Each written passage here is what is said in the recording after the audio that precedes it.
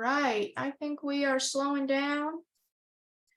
Good morning, everyone. My name is Shelby Holland, and I am the tribal liaison with Partners Health Management.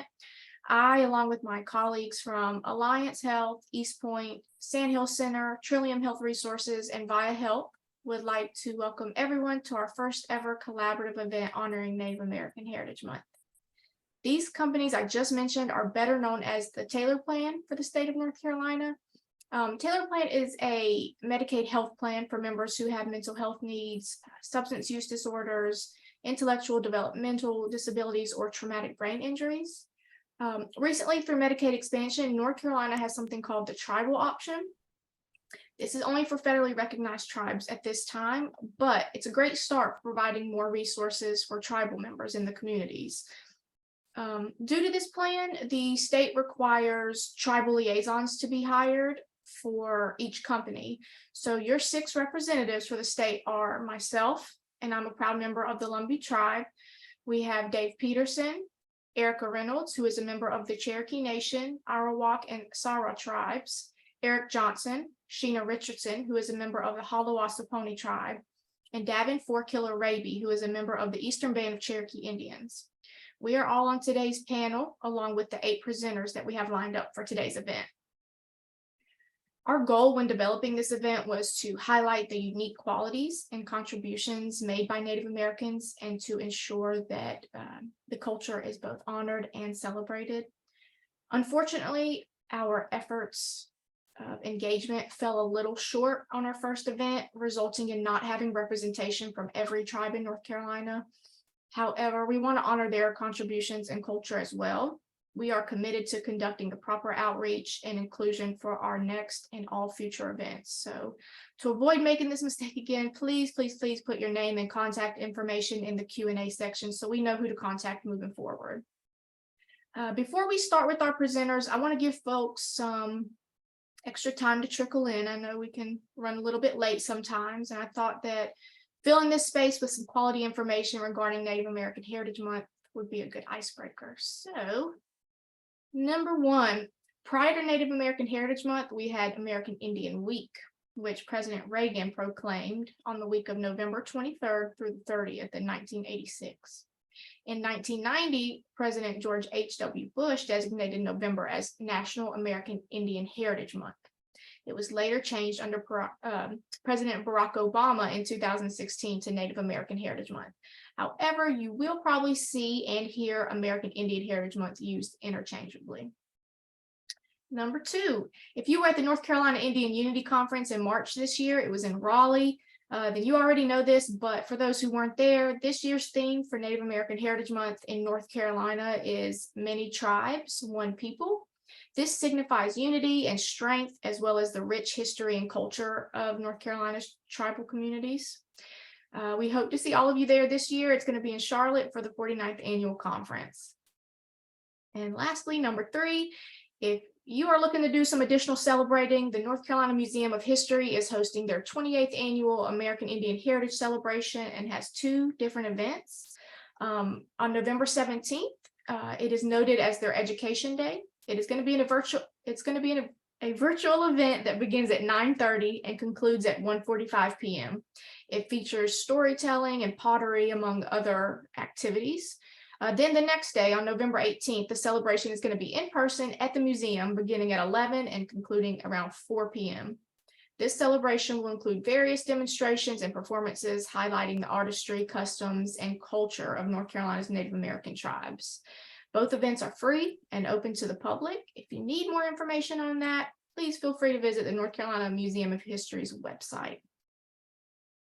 So today we have a great group of people who are presenting on topics of their choosing, and we hope you'll be able to stick around throughout the entire event. I know committing to 3 hours during the workday is a big ask, but we will be here till 12. So if you have to pop in and out, that is completely understandable. If you are here to learn or celebrate on a particular topic, I want to share the agenda with you so that you know when to be expecting that presenter or topic. Also, if you want to circle back and see what you missed or even share to those who couldn't make it today, today's presentation is being recorded and will be sent out via email to anyone who registered. Now, bear with me as I run through these 8 speakers and their topics. Up first, we have Mr. Jody Bullard presenting on the history of the pine cone pack. Next, around 9:30, we have Mr. Patrick Suarez presenting on social dances. Around 9:50, we have Ms. Vicki Bradley presenting on the importance of a woman. Next, around 10:10, we have Elder Mike Jacobs presenting on canoes. Around 10:30, we have Mr. Magic Brilliance Gomez presenting on the Kohari culture. Next, around 10:50, we have Ms. Cheyenne Daniel presenting on traditional art and dance. Around 11:10, we have Ms. Vicki Jeffries presenting on the Okichi village. And lastly, around 11:30, we have Ms. Sheila Wilson presenting on Sapon quilts. We will then wrap up with any questions that you might have. Our first presenter is someone that I want to brag on prior to introducing him, Mr. Jody Bullard. Back in 2022, Tribal Chairman John Lowry introduced us, and since then, Jody has been on board with helping in any way he can. In fact, he's actually helping me right now. We had a last-minute cancellation for the Lumbee tribe, and I called him yesterday around 4 p.m., and he is here and ready to present for the tribe. So very, very, very much appreciate Mr. Jody Bullard. He also serves as one of the members on Partners Tribal Advisory Committee, and that committee just ensures that all tribal trainings, all marketing and outreach are culturally appropriate, amongst other tasks. But without further ado, Mr. Jody Bullard, if you want to come on screen, I'm going to introduce you by reading your bio, and then I'm going to let you take it away. Mr. Jody Bullard is the councilman for District 4 of the Lumbee Tribal Council. He is currently serving his first term as councilman and says that it has been a very exciting term for him. Jody is also the chair for the Health and Human Services Committee, the Lumbee Health Board, and the Institutional Review Board. In his full-time role, he is an educator with the local school district, and he is a father of 4 beautiful girls and has an amazing wife of whom he is most proud of. Mr. Bullard, again, will be presenting today on the history of pine cone pack. Mr. Bullard, you can take it away. Thank you. First, I want to thank Ms. Shelby Holland and the partnership that they have created together with Partners Health Management. Again, I want to talk this morning about one of our iconic symbols for the Lumbee tribe, I would say, is the pine cone patchwork. If you ever noticed a pine cone, we want to take a little visual at the bottom of that pine cone, and that's what our pine cone patchwork looks like. And you can Google that anytime. I wish I would have had a photo available I could show you, but most of the time, this pine cone patchwork is one of our standout pieces that just about every one of our female representatives, or as far as our queens go, they normally put those on our regalia. They're shown throughout Lumbee country and everywhere they go as far as presenting across the nation for us and across the state. A little background about pine cone patchwork. Miss Maggie Lowry, just the first child of the Henry Bray Lowry and Rhoda Lowry, was true to her bloodline. She was very vicious and a very, very talented lady, phenomenal in her ethic works. There are qualities that amplify her as Mr. Henry and Rhoda's daughter. She inspired this back in the 1900s when she first started doing the pine cone patchwork quilt. So actually, this was started back in the 1900s when she started a quilt. Some of the pine cone patchwork at that time was discovered by one of our local jewelers. And at this time, you can actually, if you ever come to Lumbee country, notice any of our powwows, and there's some other items, those pine cone patchworks have been turning to necklaces, it's been turning to rings, been turning into earrings. So we actually have a lot of pine cone patchwork that resembles the Lumbee tribe in jewelry.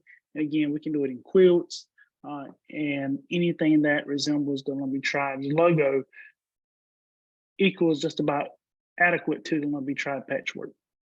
And I apologize, Miss Holland, but that was a short, sweet version of our pine cone patchwork and a little bit of history of what we resemble as far as the Lumbee tribe and their emblem. That is okay. You only had 3 minutes to get ready for. Not 3 minutes, but I know I called you yesterday, so I really appreciate you coming on and talking and representing the Lumbee tribe. Any questions, comments for Jody? Feel free to use that Q&A feature that we have. We did disable the chat just so that everything would be pretty direct. right to us so that we could see everything and nothing would be missed. I don't know if you can see your screen, Mr. Bullard, but a lot of emojis flying up for you. I can see it very well. Thank you. Good. I don't see any Q&As right now or any questions. So let's move on. Mr. Patrick Suarez is a proud citizen of the Meherrin Indian tribe and currently serves on their council. He is a father of 4 and currently lives in Kernersville, North Carolina, but is originally from Ahoskie, North Carolina. Patrick is the co-director of 17 Rivers, North Carolina American Indian Movement Chapter and is active in promoting his culture within various communities. Mr. Suarez will be presenting on social dances today. And with that being said, Mr. Suarez, I'm turning it over to you. All right. Chouette, Skinny Yate, Patrick, Gesesete, Tuis, Gawachaka. My name is Patrick. I'm from the Snipe clan of the Meherrin tribe. As she said before, I'm currently living in Kernersville, North Carolina, but originally from Ahoskie, North Carolina, which is the northeastern part of the state. The Lumbees are on the southeastern part of the state. We're on the opposite end. Today, I'm going to talk to you a little bit about some Iroquois social dances. But first, before we do any things, we would like to say, I guess, give thanks. We give thanks to everything. It's like a Thanksgiving address, but I won't do it. But we just give thanks to everything in the Iroquois culture. Today we'll be talking about different dances. It's a little bit different from the powwow dances that you may see around versus the social dances, the Iroquois social dances. The first dance that we normally do in the longhouse, which this will be a model of the longhouse right here. Back in the day, we used to have all of our social dances in this longhouses or gatherings or meetings. So this would be what you would have seen in the 1700s. Today we have modern longhouses, and hopefully the Meherrin people will have their longhouse built middle of next year. But the first dance we're going to talk about is the welcome dance. I think Miss Shelby's going to put that on so y'all can see that first. Basically, it's just a dance to welcome and break, I guess, the tension up first. So let people dance. So usually the women are on one side and the men on the other side, and they come together in the middle.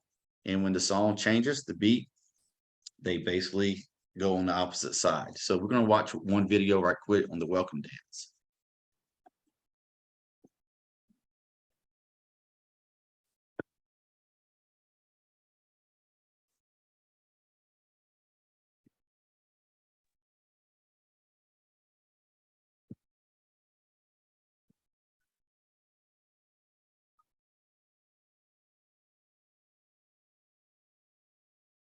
Yeah, I think the audio is on mute.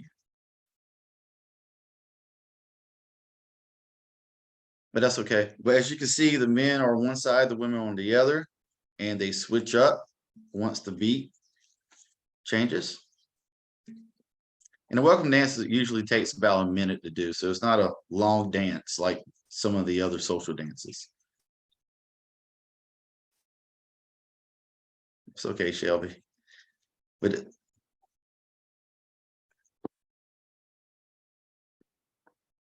so that's the first dance that we normally do at, say, for instance, if we went out to demonstrate some of our dances, we try to get the public involved, and basically we do this dance. Some of the things that we use, as you saw, was a drum. I think Alan Dowdy was holding that, but we also use different drums. It was a little different from the powwow drums that you normally see.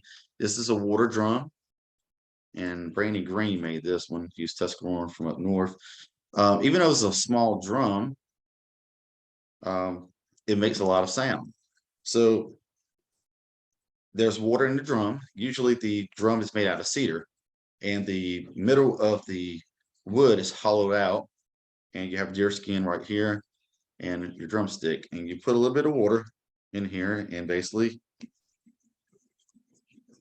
as you can see, the sound is really loud. So it's different from the powwow drum. even though that's loud too, the water drum can also be loud. So we use this for the social dances that we do. We also use rattles. Let's just see, this is this rattle. In the middle of it, inside of it, this is a horn rattle. Inside, we usually put either beans or pebbles or anything, any object that makes noise. This one right here, as you see, was made. This looks like a bear. Swamp on the end of it. But that's some. This is also used some of earth song. We had different rattles also used for different ceremonies. As you see, I have strawberries on. So one of the ceremonies that we do each year is called the strawberry ceremony, and that's just giving thanks the first fruit of the season, which is usually around May or June. We do that. So that ceremony, but this rattle was specially made for the strawberry ceremony that we do. And the last rattle that we use, which is ceremony purposes, the other ones for social dances, is a turtle rattle. So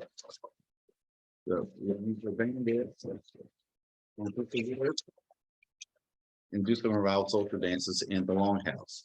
The first dance in the if we do a ceremony is the standing quiver social dance. And that's when the men goes around, and we always dance counterclockwise. As Iroquois people, we dance counterclockwise versus clockwise, as you see at normal powwows. But the standing quiver dance, basically the men will go around, they will take their quivers, bow and arrows, and stick it in the ground. And they will dance around the fire pit or fire if they have in the longhouse. They would dance around it, and that would be the beginning of the social dances. And usually we have what they call a faith keeper that basically tells us which songs, which dances that we'll do first. One of the dances that we're going to do today, or actually show you to do today, is a smoke dance. And also the Escanye, which is a women's shuffle dance. It's an earth song dance, and also a robin dance. Like I said, those dances are more of like a basically social, is it like a two-step if you'll see at a powwow. So everyone's welcome to those dances to do. So the first one we're going to show, I believe, is the smoke dance. Yes, we're going to try this again and see if we can. Okay, that's fine. Right. Let's see if we get lucky this time.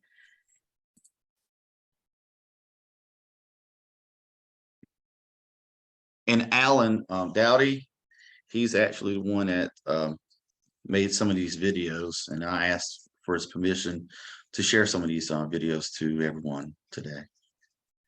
Okay, let me see if this. This dance we're going to be performing and showing you is what we call the smoke dance. This is one of our newer dances. It's derived from the old war dance. Once was only done by the men, but now as time went on, the women has jumped in and sped up the tempo. That's what we call the smoke dance.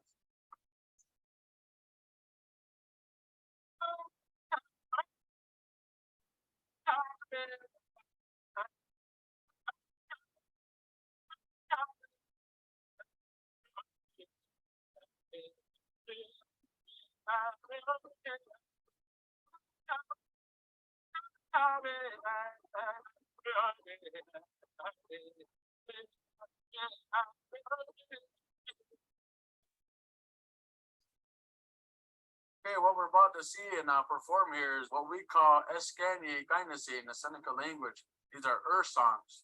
It goes all the way back to the time of creation story. When the sky woman fell from the sky, she was placed on the back of a turtle. And that turtle was called North America, and she did this dance counterclockwise. The turtle's back has grown into North America. And this is what we call the women's shuffle dance.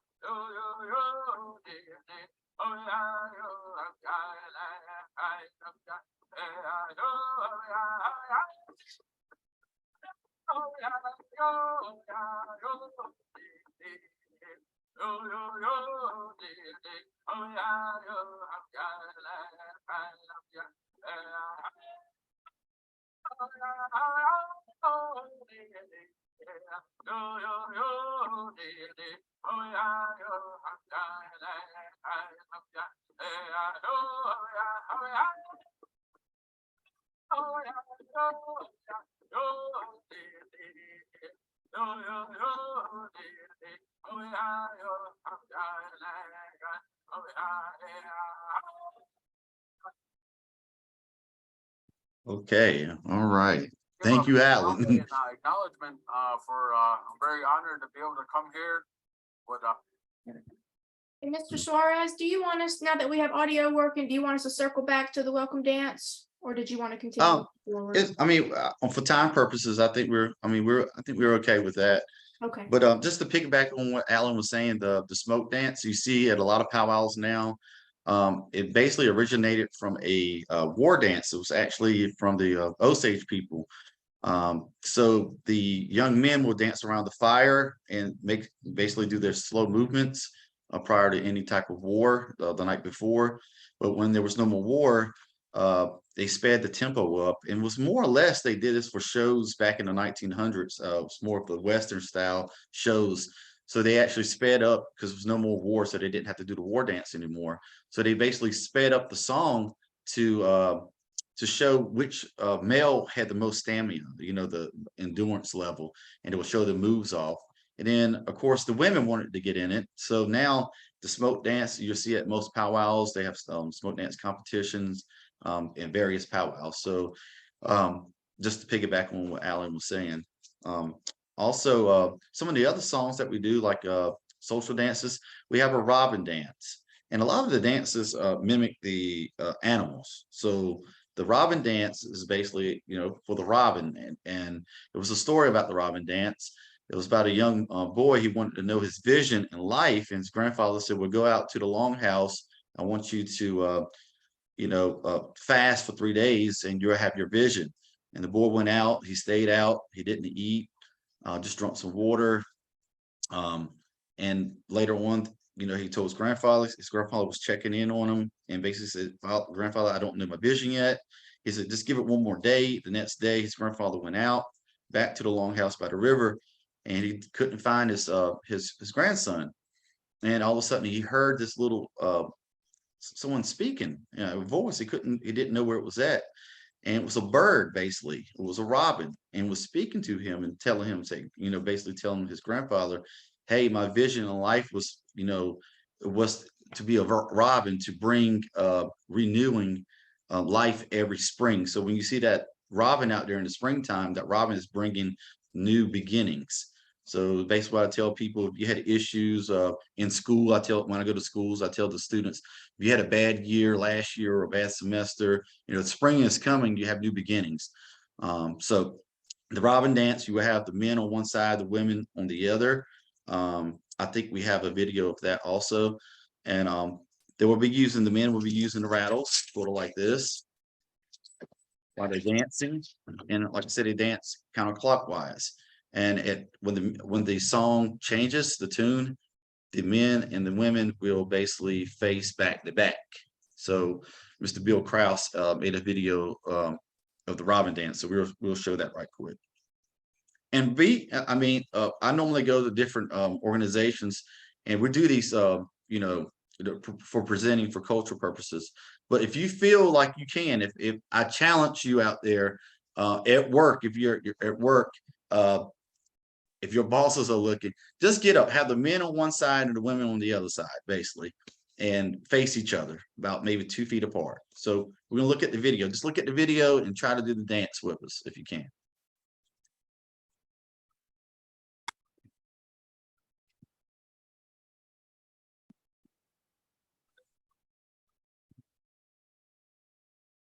The video is not, the sound's not working, but that's okay. But I just want you to look at and see what he does. That's Chris Thompson. He's on Onondaga. As you see, the men are on one side facing the women, the counter partners. And basically you just get the same movement as your partner. You're you know, getting in sync. And usually these social dances, they would go for 15 to 20 minutes. So you will have to be in shape to do these dances. Here we go. We got the sound.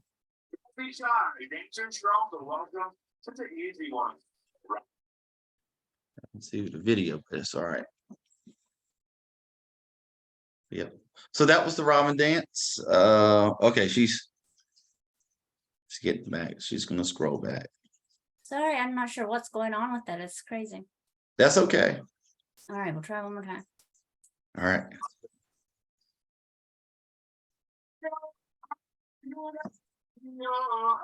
You hear anything?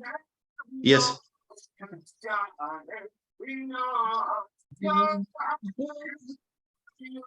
As you see for this song, he's using the regular horn rattle.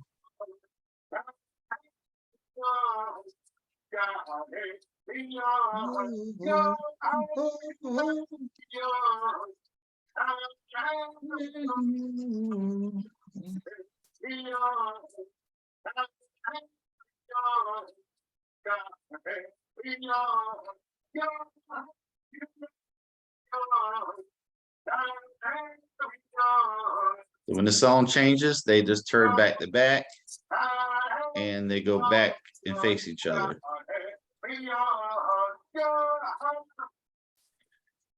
And usually it will go for about 4 rounds, so 4 times through.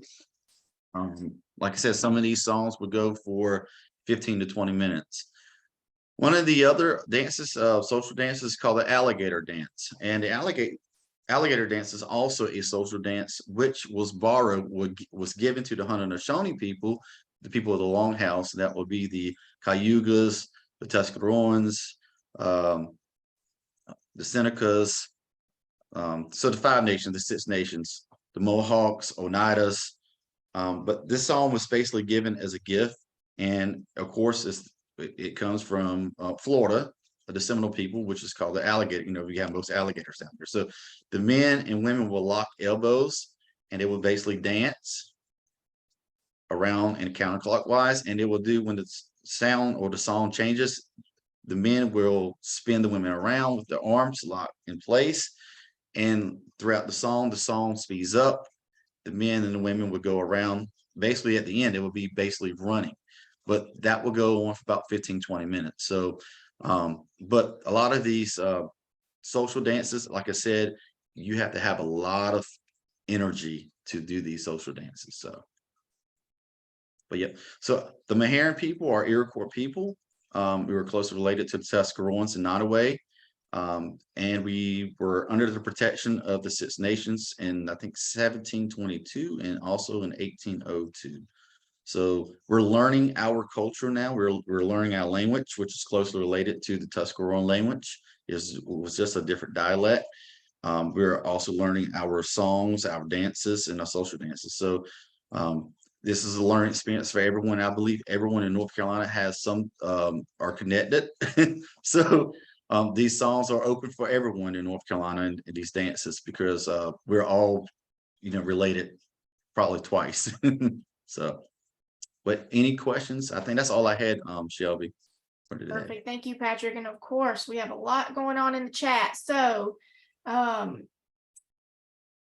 we have at the end, can you move back to show your full uniform and possibly provide details for us to better understand why you're wearing what you're wearing? Okay. All right. Well,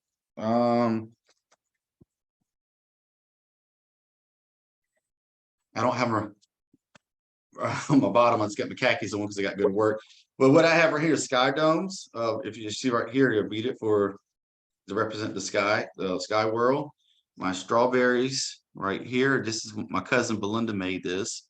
It has sweetgrass around it. Also the strawberries to represent our strawberry ceremony. I have wampum right here.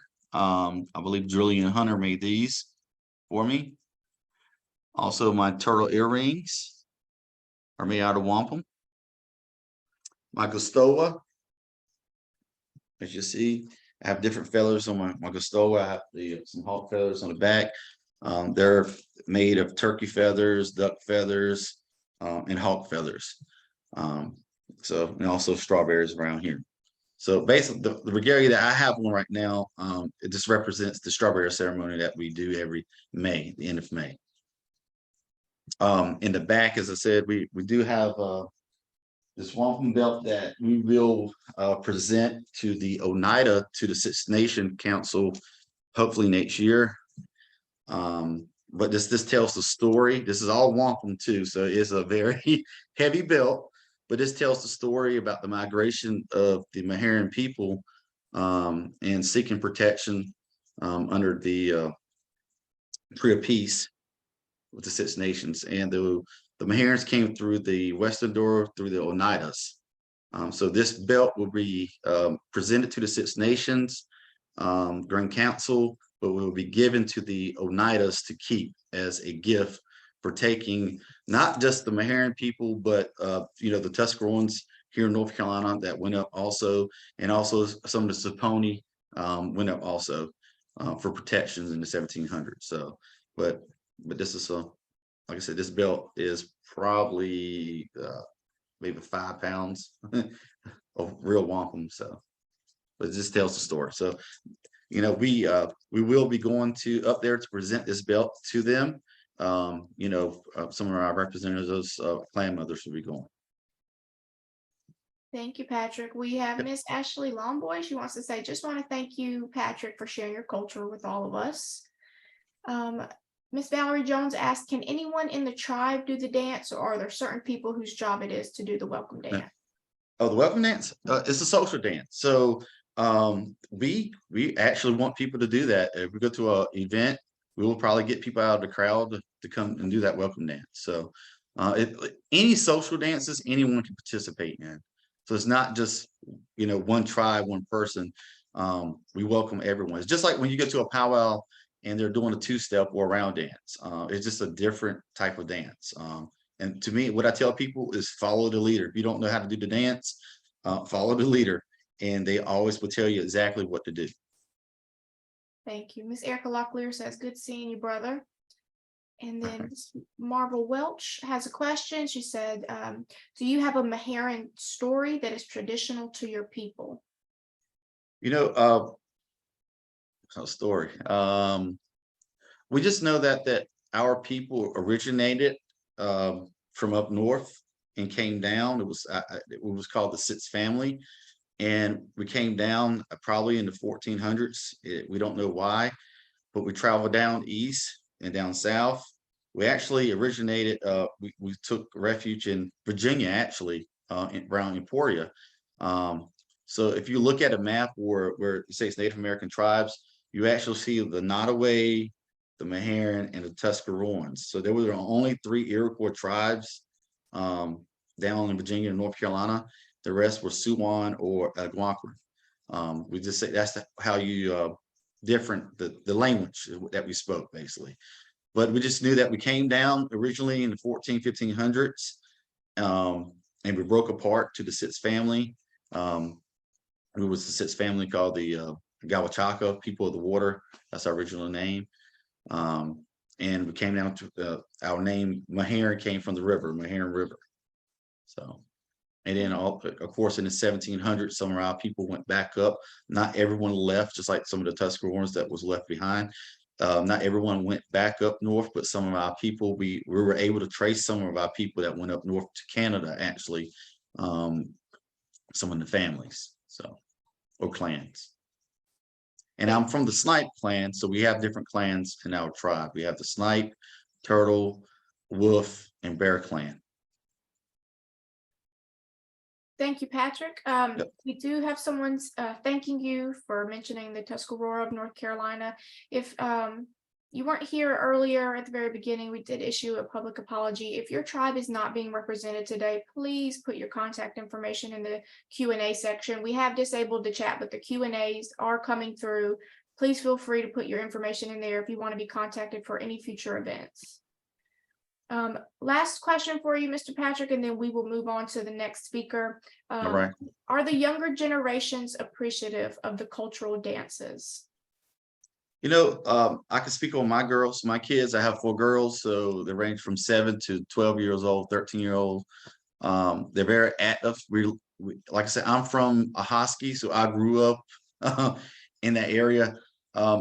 We do have different organizations, like the Gifford Native organization here in Gifford County that oversees Forsyth County and different counties for culture classes. And Stephen Mell's doing a wonderful job. I got to give him a shout out for that. But yes, my daughters, we do have a language class that we are revising. They're actually coming in January for our Meherrin youth. They will be enrolled in that. It will be every Tuesday. Like I said before, our language is closely related to the Skarua, the Tuscaroran language, was just a different dialect that was spoken. But yes, for my daughters, being in the city, they're able to, show non-natives in this area, because it's not a lot of natives in Kernersville, Greensboro, away from home. But they're appreciative. Yes, they take the class, they go to culture class when they can, with Gifford County. But they're learning the songs, they're learning beadwork. Like my daughter right now, she's I'll show you some there. My cousin Belinda is showing them how to do beadwork. So we try to incorporate that along with the things that they do, the sports that they're in. So that's the thing, we don't teach our youth right now, they're going to lose it. It's hard, being in the city away from the, your homelands, and try to still teach the culture and the different things that we need to teach our youth to keep our generations alive. So, but yeah, they are appreciative for the things that, they sometimes it was like, Dad, I'm tired. I was like, no, you got to do this, work with someone, your beadwork, your cousins show you how to do some of the beadwork.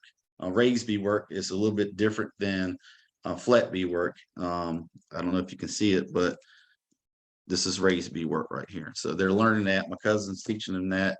But yeah, I hope that answered the question.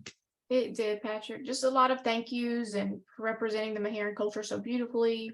A lot going on in the Q&A whenever you get a chance. I know you have to get to work, but if you want to. I do. my boss is going to kill me because I took off yesterday for my birthday. So, but yeah. Okay. Well, I know I went over I know I went over my minutes, but nope. You are okay. We appreciate you. Happy belated birthday. Thank you. Yep. Of course. All right. Next up, we have Miss Vicki L. Bradley. She is a member of the Eastern Band of Cherokee Indians. She holds a master's in public health and a bachelor's of science in nursing. Vicki is a registered nurse and public health executive with over 30 years of health experience, specifically in the public health and human services sector. She is a senior consultant with CCR Consulting. During her career, Vicki has worked in various roles, such as in the private sector, Indian Health Services, and as the Secretary of Public Health and Human Services for the Eastern Band of Cherokee Indians. Ms. Bradley will be presenting on the importance of a woman today. And Ms. Vicki, I believe the PowerPoint is up. I'm going to hand the floor over to you. Yo, Osta Shunale. Tagodoa, Wiki Tiakachki Tsutanoli, Ayat Sitsalagi. Good morning, I'm Vicki Bradley. I hope everyone's doing well today. I'm really honored to be here. I am Cherokee, and what I probably should put in that bio that I didn't is I survived being the mother of 2 really sassy girls. And for those of you that have daughters know what a joy and how challenging that could be. And some of you know my children, so you can appreciate that. This morning, I wanted to talk about the importance of a woman, and maybe I should say often the power of a woman. And let me just say that this presentation is not to disparage any race or ethnicity. It is not to disparage men in any way. But coming from a matrilineal society, I think it's really important that we understand our history and the connection that we have to our communities as women and the importance of that. So for us as Cherokee or Gadua people, Gadua is the place of origin and the name that we call ourselves. It is also considered a sacred mother town, the place that is close to our community. The earth is considered the female and supports all life. It is imbued with diversity and mystery. The water spider story, or Kanana, I'm a little nervous, let me slow down a bit. Kanananeshki, Amayehi. This is we have a legend about the creation story, and the water spider is an essential being in our community who weaved her web into a bowl on her back and brought the fire unattainable by all others who had tried. But the key takeaway there is the water spider was female. And then Shelu, the corn mother, the central provision of food, the sun, a female entity that provides light and warmth, was a major part of our history. We do come from a matrilineal society. One's identity as a Gadua person or human being came from one source, and that's our biological mother.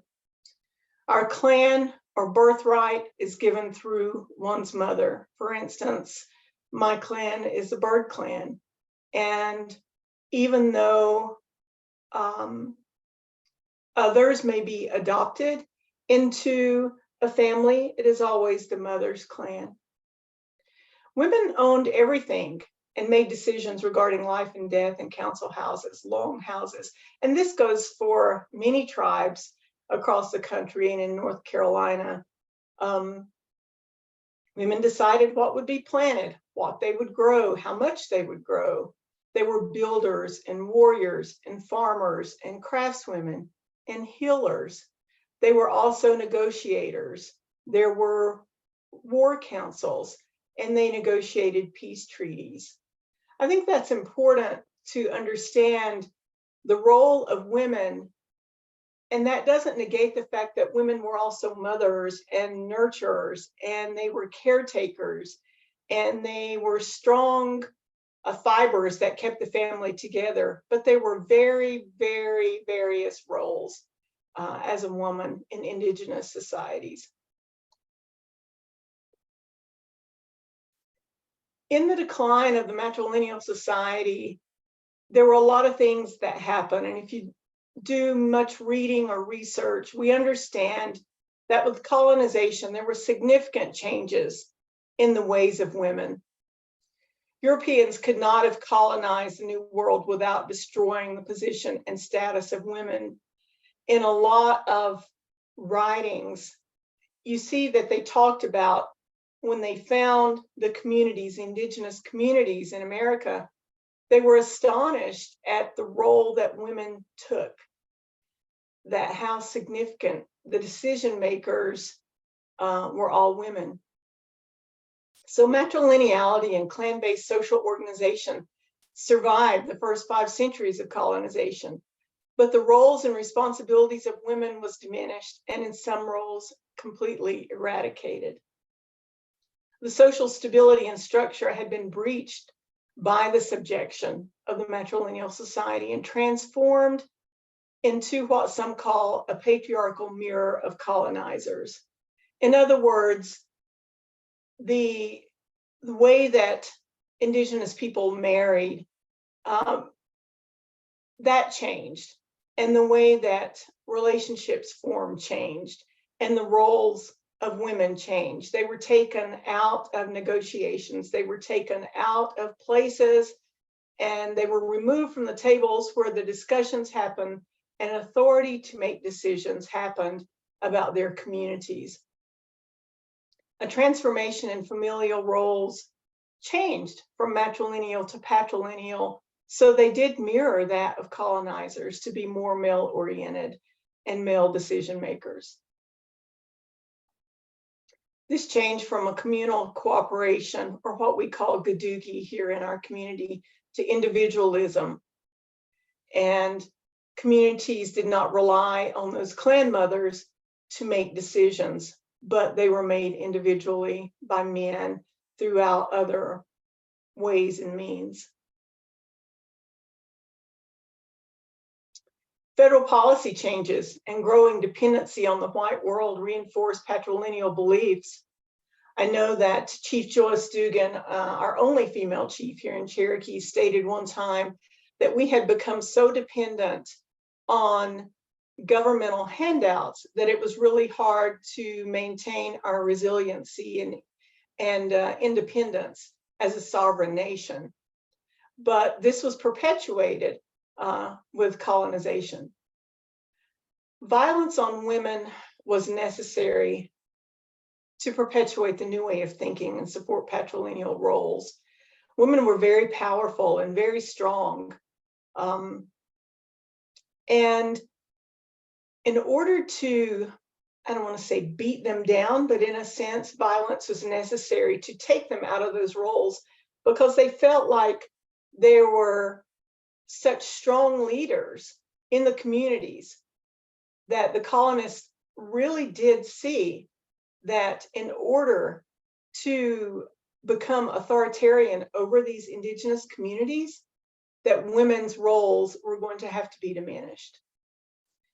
Political transformation from the clan system to centralized government also changed lines of authority from women to men. And the way that decisions were made in the community drastically changed. Interestingly, in the Trail of Tears for our community, there is little documented about the role women played in keeping families and communities grounded during the removal. Early writing note that the Europeans were astonished at how much power women had in society. And it is speculated that a lot of those writings were either destroyed or not published because their role was so strong during the removal that it was quite threatening to the patrilineal societies.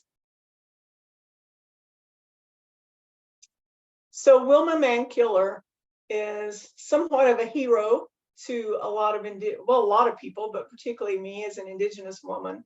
And I love this saying from her. She said, "Cows run away from the storm while buffalo charges toward it and gets through it quicker. Whenever I'm confronted with a tough challenge, I do not prolong the torment. I become the buffalo." And I think that can be said for a lot of women, not just Indigenous women, but women of all races and colors. So let's talk about the reclamation. So symbolically, healing in part occurs through memory. That is its loss and reclamation. Psychologist Eduardo Duran, I'm a real fan of him and his writings. He's been to our community a lot, and he talks about matrilineal societies and that the memories that are embedded in our psyche really affect who we are. And in order to become who we should be, we have to address those traumas that happen through generations. And so after trauma, there is recovery, and the processes of recollection begin when we look for clues about who we are.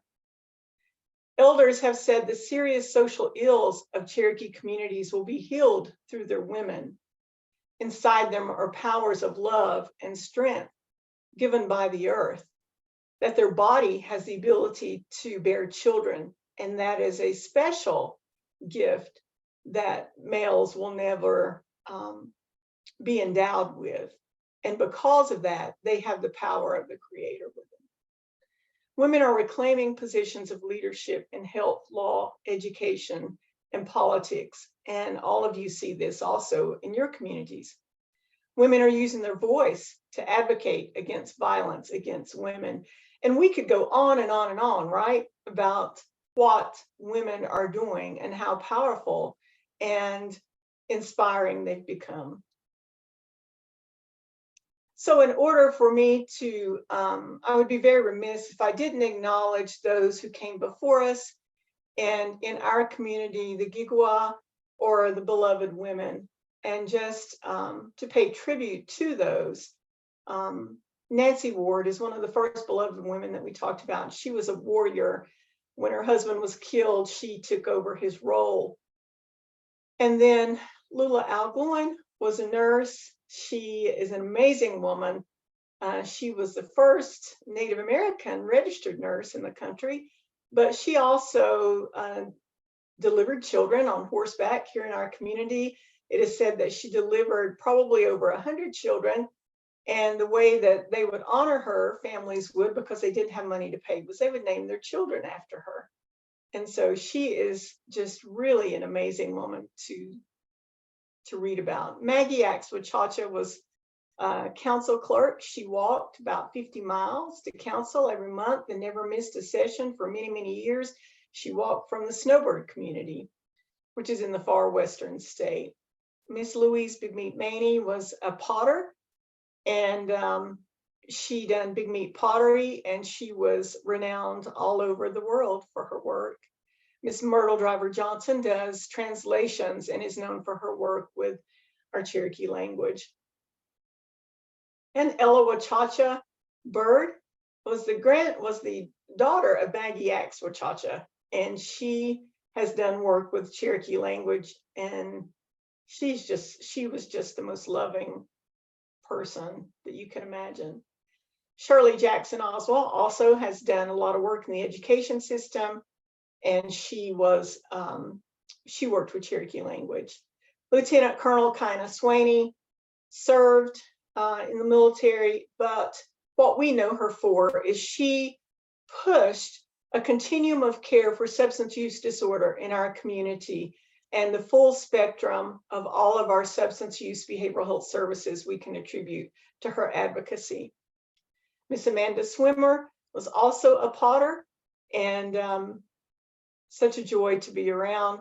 And then Miss Carmelita Littlejohn Monteith is an educator in our community and has led the charge for things like the new school being built and increasing facilities in our healthcare system. The one thing about all these women is they are just loving.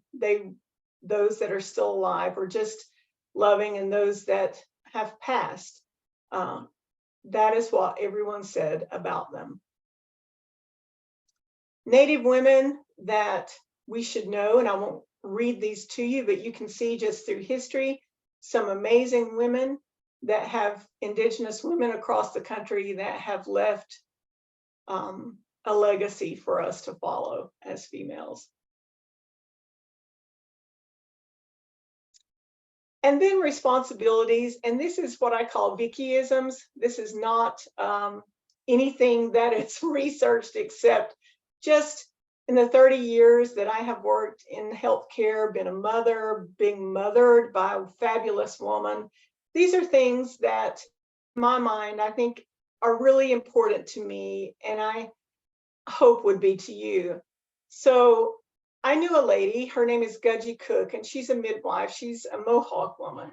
And she says, it is time for women to come out of silence, use their voices to reconstruct their tradition. Women's empowerment is grounded in knowledge of the body and of our bodies. And she talks about the power of our bodies. But I think just open your eyes to the social realities around you, your community, and the rest of the world, and become a part of that. Women's issues are not only women's issues, they are everyone's issues. Know and build your community, whether it's a clique, a tribe, a band, a class. Know your community and get involved. Make your voice heard. And unity is a healer, creating unity. The barriers confronting women are specific to each of their historical experience. Colonization, as we know, created circumstances that contributed to violence in Native women's world. But there are significant events that contribute to violence in other women's cultures. Let us not discount that. Let us help and advocate for all women, and to be able to listen and understand. Be the voice for those whose voice has been silenced, because everybody has a story. Pioneer, be a pioneer, encourage, inspire, influence, excite, love, nurture, mentor, guide, coach. Just stand up and let your voice be heard. Build other women up.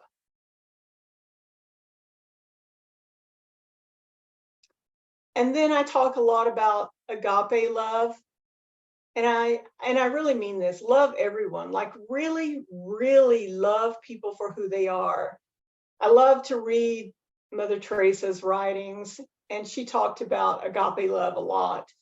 And she said, I'm a little pencil in the hand of a writing God who's sending a love letter to the world. She also said one of the greatest atrocities that we allow ourselves to commit as humans is to allow another person to be lonely. And so I think as women, we have roles there too. Just some notable quotes. Wilma Mankiller, she said, remember that I'm just a woman who is living a very abundant life. Every step I take forward is on a path paved by strong Indian women before me. A nation is not conquered until the hearts of its women are on the ground.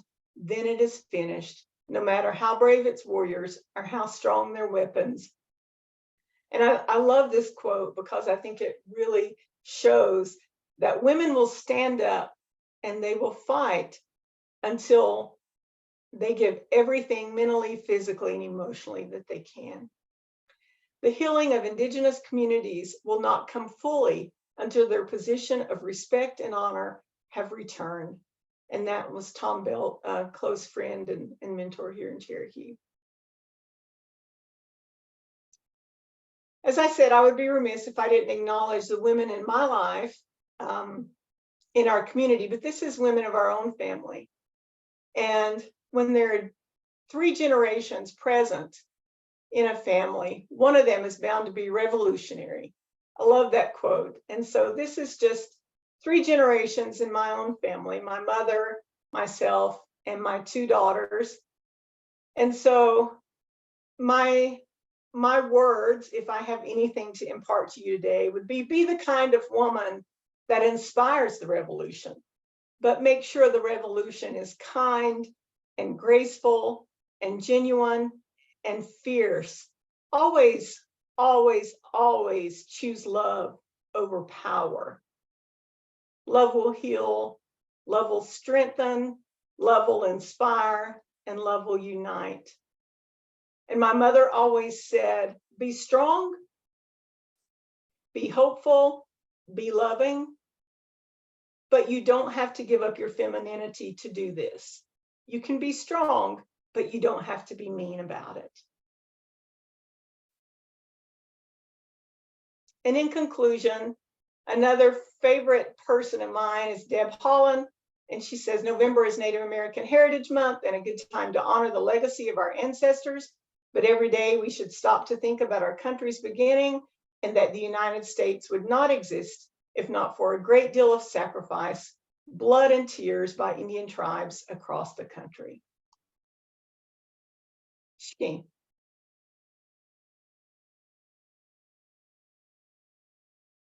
Thank you, Miss Vicki. I have a few questions. Are you okay to take those now?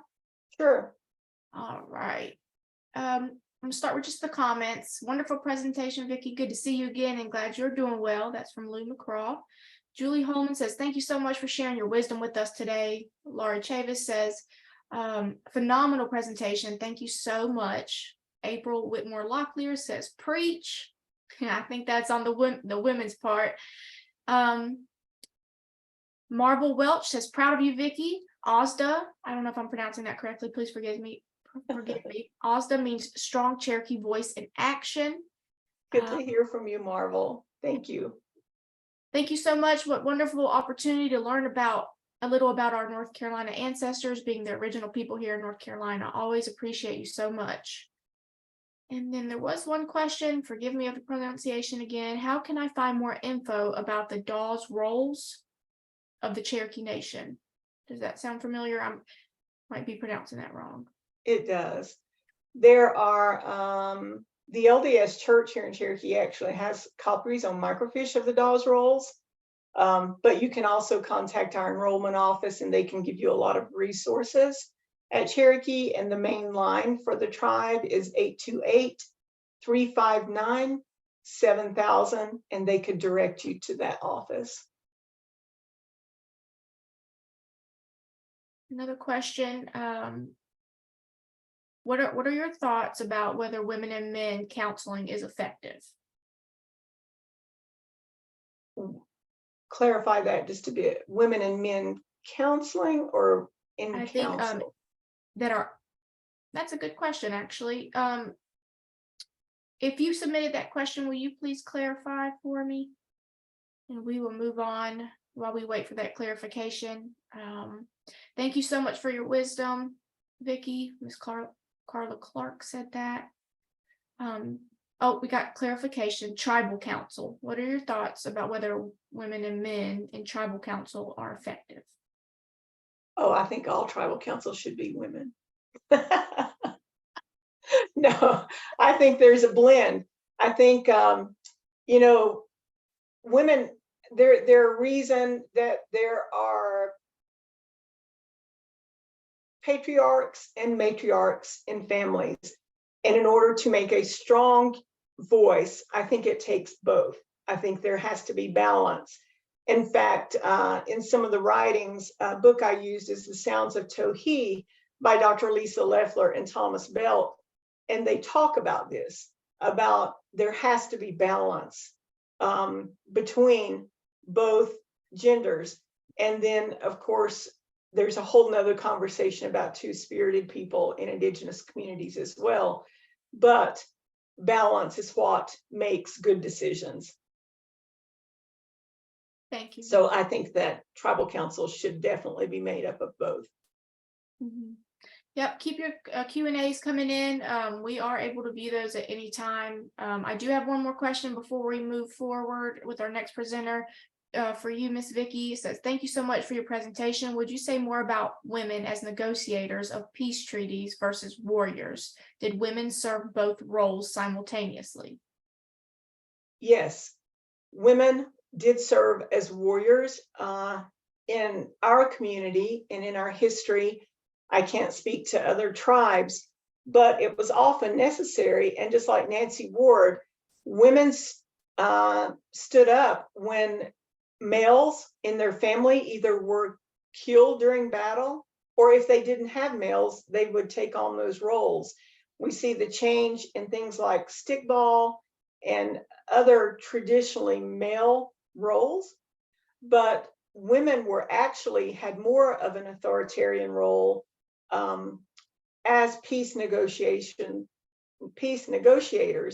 And they were called like war committees, and it was the women that served to make kind of final decisions in a lot of those, from what I've read in history. And Timberlake, a lot of other folks have wrote about that a lot. But women, it seemed that women always negotiated for peace rather than battle. And at some point, they, in a number of the battles, they even sacrificed they sacrificed the community, but they gave a lot in order to try to negotiate peace. And it ended up not working, and it did harm the community. And I think that goes to the heart of a woman. The majority of women want peace, and they want contentment in their homes, in their families, in their communities. So I think that's something that has gone on for generations.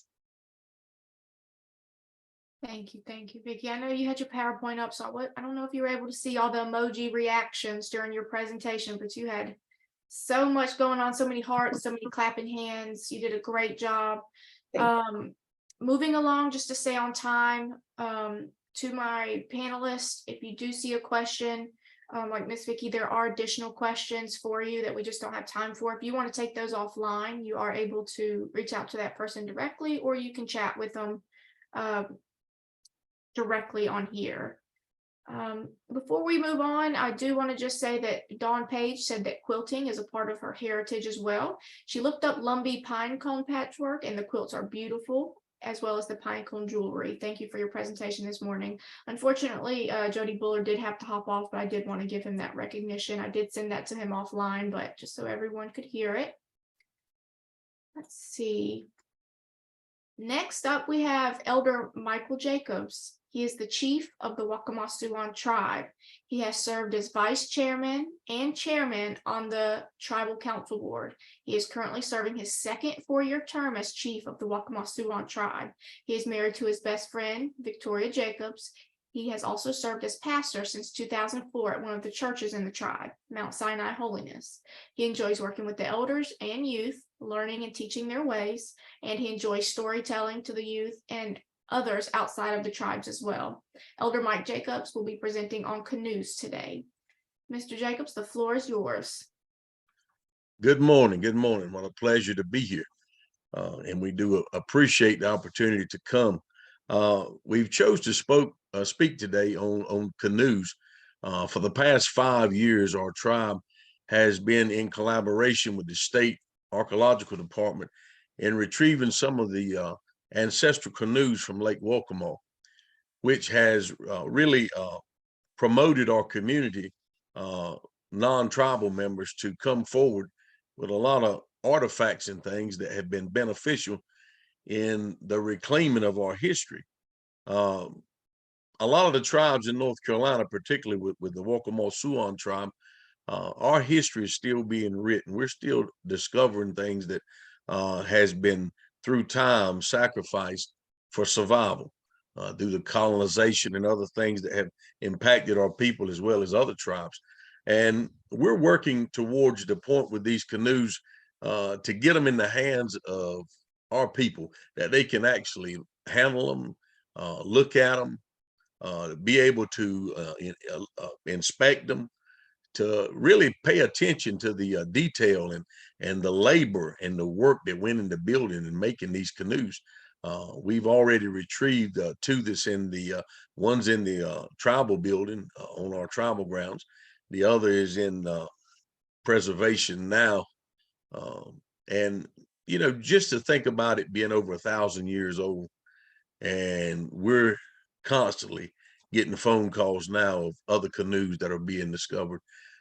We do have some concerns with the fact of these canoes simply being, we're encouraging our state officials to help us to try to limit folks from going into these historically rich environments and removing these artifacts and taking them to their own personal homes and their own personal displays, and depriving tribal people and the public in general from the opportunity of understanding and utilizing the knowledge, you know, that comes from these artifacts. I do believe there are some things that we need to leave alone from history, but there are also some things that can be beneficial in our tribe maintaining and learning its rightful place in this United States of America. For too long, the story's only been told by one side. And thank God for this November, not just a month of recognition, but we as Native people know we recognize always every day of the year. But to be taking November as an opportunity to be able to recognize Native ways and Native traditions, and I like what you know, comments was made earlier concerning the importance of unifying together. I believe we as Native people have been looking at our history through the glass too long. We need to be active and a part of what happens to our artifacts and the things that are around us that impact who we are. Just to share a little story, I remember growing up as a young boy in school, only understanding one side of history. We were villainized, made out to be some kind of monsters, almost taught to be ashamed of being Native American. But when we got to the point to understand that there's a greater story, and due to the artifacts and the history now that's proving the fact that we have a footprint, that we have an existence, we have a place, you know, it's really meant a lot with our youth and elders alike.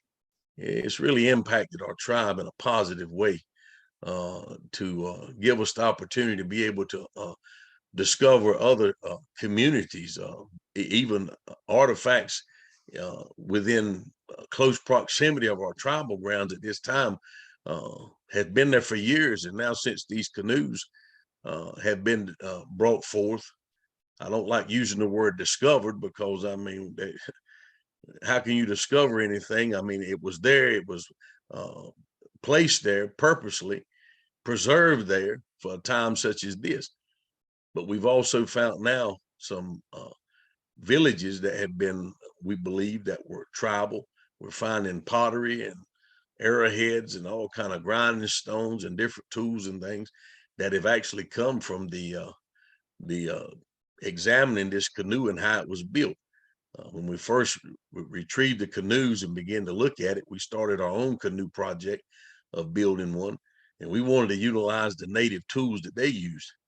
So in doing so, we've discovered stone quarries on Cape Fear River right here in our general area, less than 5-6 miles from where we're located tribally.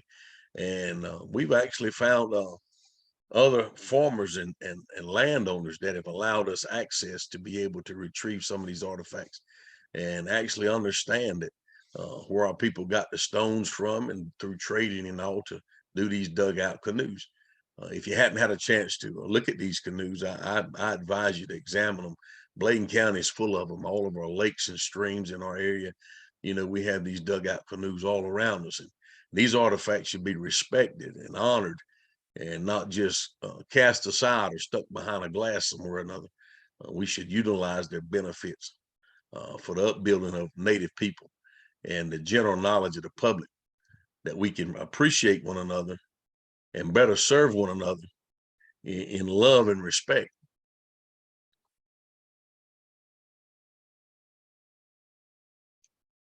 I'd also like to say that when we first had the canoes carbon dated, when they came back, that they're about 20 or 30-year difference. One's a little older than the other. Both of them are extremely long. One's 25 feet 4 inches, and the other one's about 28 feet in length. This has really intrigued our sense of discovery in understanding the importance of these canoes within our tribe. Some folks may ask or question the fact, you know, as to why we're just learning some of these artifacts were located. For a long time in our area. I mean, living in the South in North Carolina, it's a good old boy mentality. And as Native people, a lot of times we were not allowed in certain places and to revisit our native lands and our native customs. And all of this, thank God, through time and the Creator giving us an opportunity and a window that is open now. It's allowed us access that we can actually go into these areas and benefit from learning from what's going on around us. You know, so many times we don't get that opportunity, but now, thank God, because of the importance and the publicity that's come from these dugout canoes, it has opened the door for all of our tribes to utilize the opportunity to gain access to their artifacts. And I challenge all of us as Native people to make a point that these artifacts stay within the tribe. I don't think, you know, we should ship them off to foreign places. You know, it's all right to visit Washington, D.C. It's all right to visit other places and these other great museums, but to put them in the hands of the people who created them, it's what it's all about. And this is what we're shooting for. We want to see our people blessed to be able to have the museum and the ability to put these canoes and other artifacts on display. And you want to come visit us, come visit not only the artifact, but come visit the culture. You know, that's one thing we miss out on the museum in Raleigh and different museums. You go see the artifact, but you don't get the culture behind it. You don't get to meet the people that are still here who created and made these things. And this is where you only get half a story. We need the culture behind it in order to reinforce the fact of where these artifacts came from. It's very important. So I challenge everybody, you know, as sit here today, and I count it an honor privilege to be able to be a part of this discussion.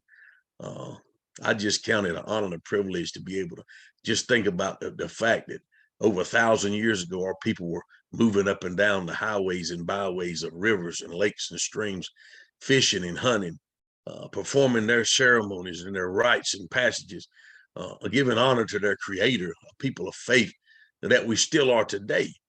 And I challenge you, don't talk about us in past tense. We're still here. You know, I told some of my tribal members the other day that they were talking about some old ways and things being historically correct. I said, wait a minute, whatever I do today is Wakamo. I'm Wakamo. So if I do it, it's genuinely Wakamo. Just because I didn't do it 500 years ago, don't make it any less Wakamo. So let's respect what we're doing now and the things that we're accomplishing now, because learning the past should press us forward for a better future, not cause us to stay stuck in the past. Thank you. Thank you so much, Reverend. Got a few comments and questions for you. Are you available now to go ahead and take those? I am. All right. If someone wanted to visit the artifacts, but also the culture, what would you suggest? How would they do that? Our powwow, which we just had just the other week, we have it every year, the fourth Saturday in October, is one of the best ways. But we do offer cultural classes at our tribal grounds. You can contact the Wakamo Siouan Tribal Ground or look us up online and get information to our tribal office. And you can actually get an invitation to come to some of our cultural classes to where we're teaching pottery and basket weaving and even canoe making. You know, we've been on a canoe project now, and we've got a 150-year-old pine tree that we're making a dugout out of. We had it on display for powwow, and we've been working on it in the evening time with some of our youth and elders alike, and it's become more of a social object than anything else. So visit our tribal grounds, come down anytime and visit with us, and we'd love to share you some culture and introduce you to some very important things that are going on around us. Also, we have different programs all through the year. If you'll get up with our tribal office, they can give you a calendar of events that you can come out and be a part of what we're doing. Thank you. We've got some more comments. Absolutely, Rev. You hit the nail on the head. We all need to remember our past, but honor it, bring it into our current lives and make history today. Thank you. Someone said, I think the cultural component is so very important. Museums sometimes indirectly imply that they're in the past when it's so very much presently alive in our state. Miss Brenda Phillips said, I thought you were going to break out and start preaching. Very well done. Thank you so much for your presentation. Miss Marble Welch wants to know if you could share your creation story for your tribe. If not, you could take that offline, up to you. All right. Yeah, I'll have to take up on that one. I had to catch Okay. on that. Perfect. Got a bunch of amens. I love the idea of visiting the artifacts and the people. I think that is it. And Reverend, you can view all these. I don't know if you can see all the emojis flying, but a lot of people loving what you're talking about. Any other questions or comments? Wonderful presentation. Thank you. Thank you. Someone says, if anyone ever visits, you'll gain 5 pounds from all the good eating. Exactly. All right, Reverend. Thank you again so Thank much. you. We appreciate you. Thank you. Appreciate y'all. All right. Up next, we have Mr. Magic Brilliance Gomez. He is a proud member of the Kohari tribe. He is married to Samantha Gomez and has 3 wonderful children. He currently serves on the Kohari Intertribal Council and is a woodland dancer when his knees are not acting up. He wanted me to put that in there. Magic sings with Carolina's Smoky River, which is one of the greatest groups around. Magic's family is Kohari and in fact, he is kin to 2 of the late chiefs of the Kohari tribe. That's Mr. Rami Gaston Simmons and Mr. Tom Norman Carter. And today, Magic will be speaking on the Kohari culture. Mr. Magic, the floor is yours. Hey there, everyone. How are you doing? How are you doing? I don't know why they chose me. I know y'all were probably looking for Mr. Greg Jacobs. He's a little bit better speaker than I am, but I was asked to speak about the Kohari culture. Our Kohari culture is love. That's basically the biggest word I can give it. It's love. Our culture has actually got a fire to it now since we, have found a canoe not long ago. And I don't know why y'all put me behind Mr. Jacobs out here, right here from Waccamaw. It's kind of a tough act to follow. And so our culture is basically the rivers, the quilts that we make. We make a quilt every year that's raffled off, and there's other tribes that do it as well. But I think ours holds just a little bit more significance. Everybody's like, hey, we're coming to your powwow. We want to be in that raffle for that quilt. Miss Alfie Bryant, Miss Carol Boynton, the late Miss Carol Boynton, Miss Glenda Foss, a lot of these ladies, they just sit around and they would pour knowledge into us of our people and our culture and our ways on how they grew up. And so I take that every time I step into the ring, every time I sing a song, or every time we compose a song on that drum group, we think about those elders that are gone and the elders that are here now that dropped that knowledge to us. So our culture is really strong here in the Kohari tribe. Like I said, the rivers, we've got a river initiative project, and some of you guys may have been on the river with Mr. Cullen Bell, Mr. Philip Bell, Mr. Greg Jacobs. I know Ms. Cheyenne Daniels, who's going to speak later on. I know she has been on the river, and she can tell you it's just something a little different when you come down here and you tour the river with us. And as far as the culture, like our gardens, we have a community gardens that got started, and our elders help us with that and show us ways that was taught to them, the old ways that was taught to them. Like there's none of that real heavy machinery. Most of it's done by hand a lot of times. And those are the different things that's taught to us in our culture, the Kohari culture. Everybody's culture is different, but ours is love and giving. We'll give you the shirt off of our back when you come to this community. Our culture is really strong here.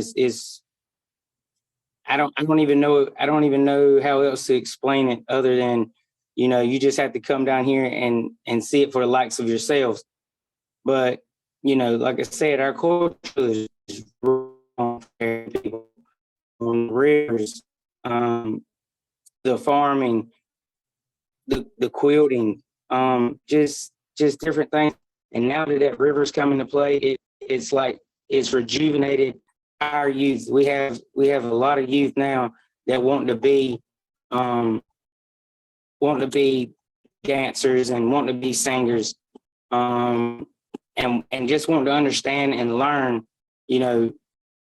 how did y'all maintain it, the elders, what did y'all learn? And so we're trying to teach everything that our elders taught us, and it's kind of hard because a lot of those books are no longer living, so we weren't able to get to those books before they passed. So that's our culture down here in Kohari country. We don't have, we were always called the people of the dark waters, and they say that all these waters connect all these tribes, and I truly believe that. So we were called the people of the dark waters, and so I feel like a mainstream runs kindly through us, and through our people, and we'll give you everything we got, and we'll give you the love that we got. We might not have a certain symbol, like we might not have the pine cone patchwork and certain dances, but now that this stuff has come mainstream to us, and we're learning more, and we're picking up and learning more language, and people's giving us more language and teaching us things that we didn't know.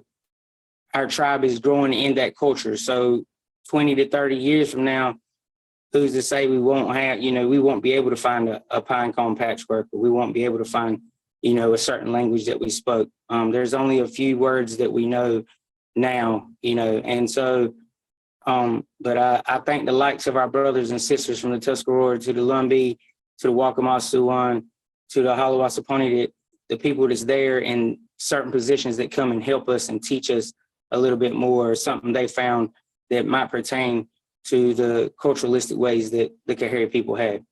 So, you know, like I said, I apologize to my elders if I didn't get everything right here. You know, I'm kindly running on in between because I got a program today as well. So we got a school show as well at Campbell University. So we're going to share that for Native American Heritage Month and show a few things as far as certain beadwork that Miss Carol Brewington always brought to us and showed us. So there's just a lot of different things, but I invite everyone to come down to Kohari country at least once or twice in your lifetime and figure it out.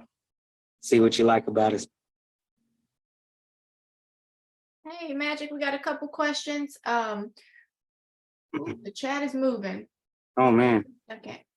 I don't think it's.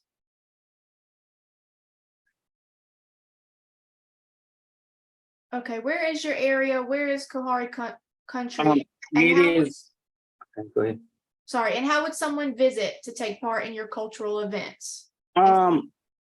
Okay, we're located, sorry about that. We're located in Sampson County, in between Dunn and Clinton, North Carolina. All you gotta do is take 421, Kohari Intertribal Council. It'll be right there on your left. It's actually one of the schools that the Lumbees, they say some Lumbees were schooled there, as well as some Waccamaws, some Halawas were there a little bit as well.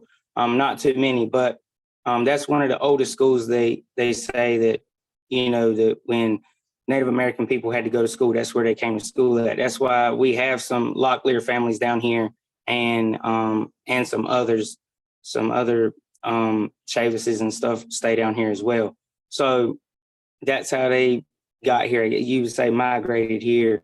And then we also have a website, koharitribe.org, you know, and you can book any type of event up there as far as getting on the river and just coming to visit. And our powwow is always the second weekend in September. So Magic, if someone wanted to come, they could come that second week of September, and it's open to all and Open to the public. Yep. We welcome everybody. We might even give you a soda right there at the gate if you're hot. We'll give you one. It's kind of warm in September, I'm telling you. All right. Any other questions, comments, chat? I mean, the Q&A is rolling. Magic, if you want to look back and see what all has been answered or dismissed. All right, I'll do it. Thank you. Thank you. Thank you. Thank you for the opportunity. Of course. Paige Freeman wanted to say, great job, Magic.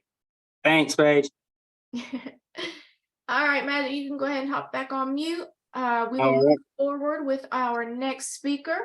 That person is Cheyenne Daniel. She is a member of the Halawasaponi tribe of Hollister, North Carolina. She holds the title of former Miss Indian North Carolina from the year of 2019 to 2020.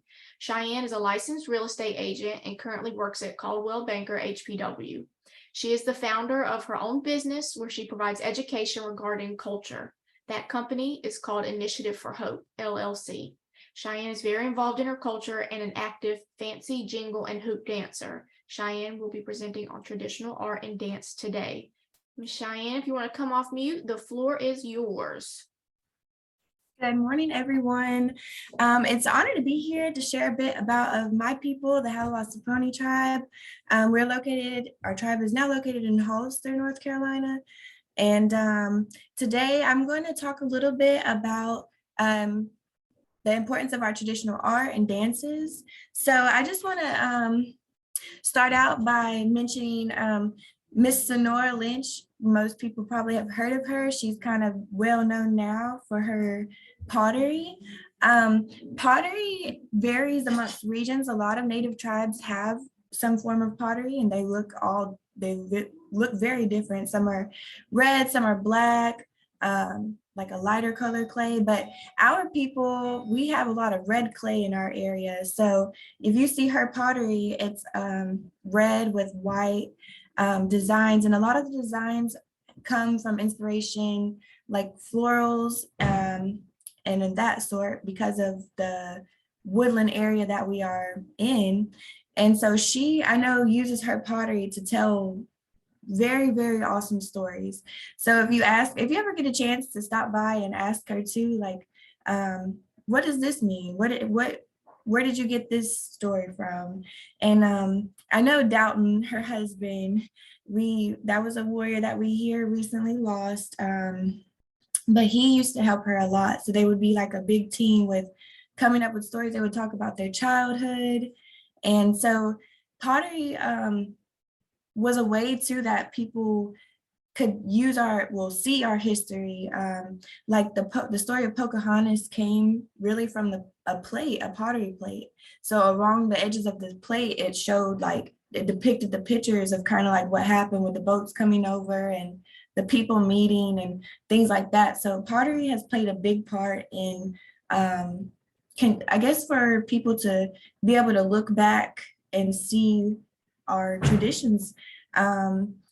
Miss Sharon Baroon is another big art influence in our community. She has taught so many people that I know to bead, basket weaving, and then like corn husk dolls. So with the basket weaving, we didn't have Walmart bags and other things like that. So baskets were like the easiest way to transport things. So basket weaving was very, and it also is used too to tell stories. So, and basket weaving is another thing that varies amongst the areas and the regions. We typically use like thin strips of wood. Forgive me because I'm not quite sure what wood we would traditionally use, but and I know some tribes out west, they use like the long grasses and things like that. But we also, so corn is used for many things other than eating. We make corn husk dolls and then corn necklaces.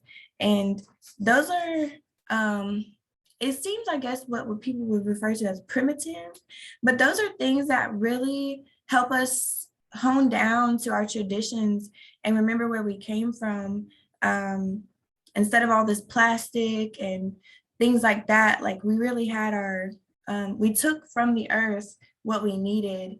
And when we're done, that stuff can go right back and it's not littering the earth with things that doesn't break down naturally. And then our art, I know so many people who art has saved them from getting involved in things that are no good, you know. I know a few guys who in our community who really like, and especially with dancing and singing as well, these are things that really mean more to us than what people just kind of see. You know, it's not just arts and crafts. These are ways that we express ourselves, ways that we continue to tell our story as Haliwa-Saponi people. And like, I know a lot of times when people think of dancing now, they think of powwows and powwow style dancing, but traditionally our people would gather, like how Patrick was mentioning earlier, our people didn't use a grandfather drum that, you know, was shared with us from Western tribe and First Nations people, but we would use like a small water drum or rattles, you know, made from gourds, turtle shells, and that sort of thing. And we would come together. I know some of the specific social dances to our people were the rabbit dance, the canoe dance, and the shake the bush dance. All these social dances would tell some sort of story. And I think a lot of times too, we don't share them with just anybody. A lot of times when we have socials, it's not like just, you know, full-fledged open to the public. I think that just kind of keeps that meaning how it needs to be. But it's an awesome time for people to come together. It's good cardio. It's a way that we definitely help to stay in shape. And just a time to celebrate our culture. I know like after our powwow, we would, sometimes we have our little social dances after the powwow. And I see so many people with full-fledged smiles on their face and just that togetherness of being able to get together. And that's what our people were all about. We are all busy in this modern society that we live in with going to work, having to, do this, do that, and pay bills. We didn't have bills back then. So we had more time to focus on these important things that kept our people together, kept our traditional ways going. And I know for myself, I hardly ever get the chance to just sit down and create, but I love making things with my hands. And it is a way of expressing yourself and telling that. And so, and a lot of people know too, when we make these arts, they last for years. I know my current beadwork, I've had it for like going on 10 years. It looks a little beat up, but I know I have my cousin, one of my cousin's regalias, it's probably 30 years old, you know what I mean? And it's when things are crafted very well, they last. And that's how they find our artifacts. Like these canoes, like, they are ancient and have been through so much, but they're made with love and care and diligently. And that's how we continue our things. So I just want to encourage everyone, like, take that time to do your art, take that time to do your dances, and don't get caught up in all this busy life that we are, we have to manage that, walking in the two worlds. But it's a beautiful thing that we still have our culture. And another note I wanted to make is that our people on the East Coast, we were hit 400 years plus the West Coast. I mean, before they got hit. So the fact that we still have what we have, I know Magic was mentioning, we're not fluent in our languages, but that's not our fault. We are doing our best now. And I'm so proud of everybody who takes the time to keep our people going, to keep our traditions going, because our ancestors went through a lot of hardship, a lot of things. And I honestly, it's on my heart. Can we just take a few seconds to just kind of a moment of silence to recognize and all of the ancestors that walked before us and all the trials that, they went through for us to still be here. So I'm gonna just take a quiet moment real quick.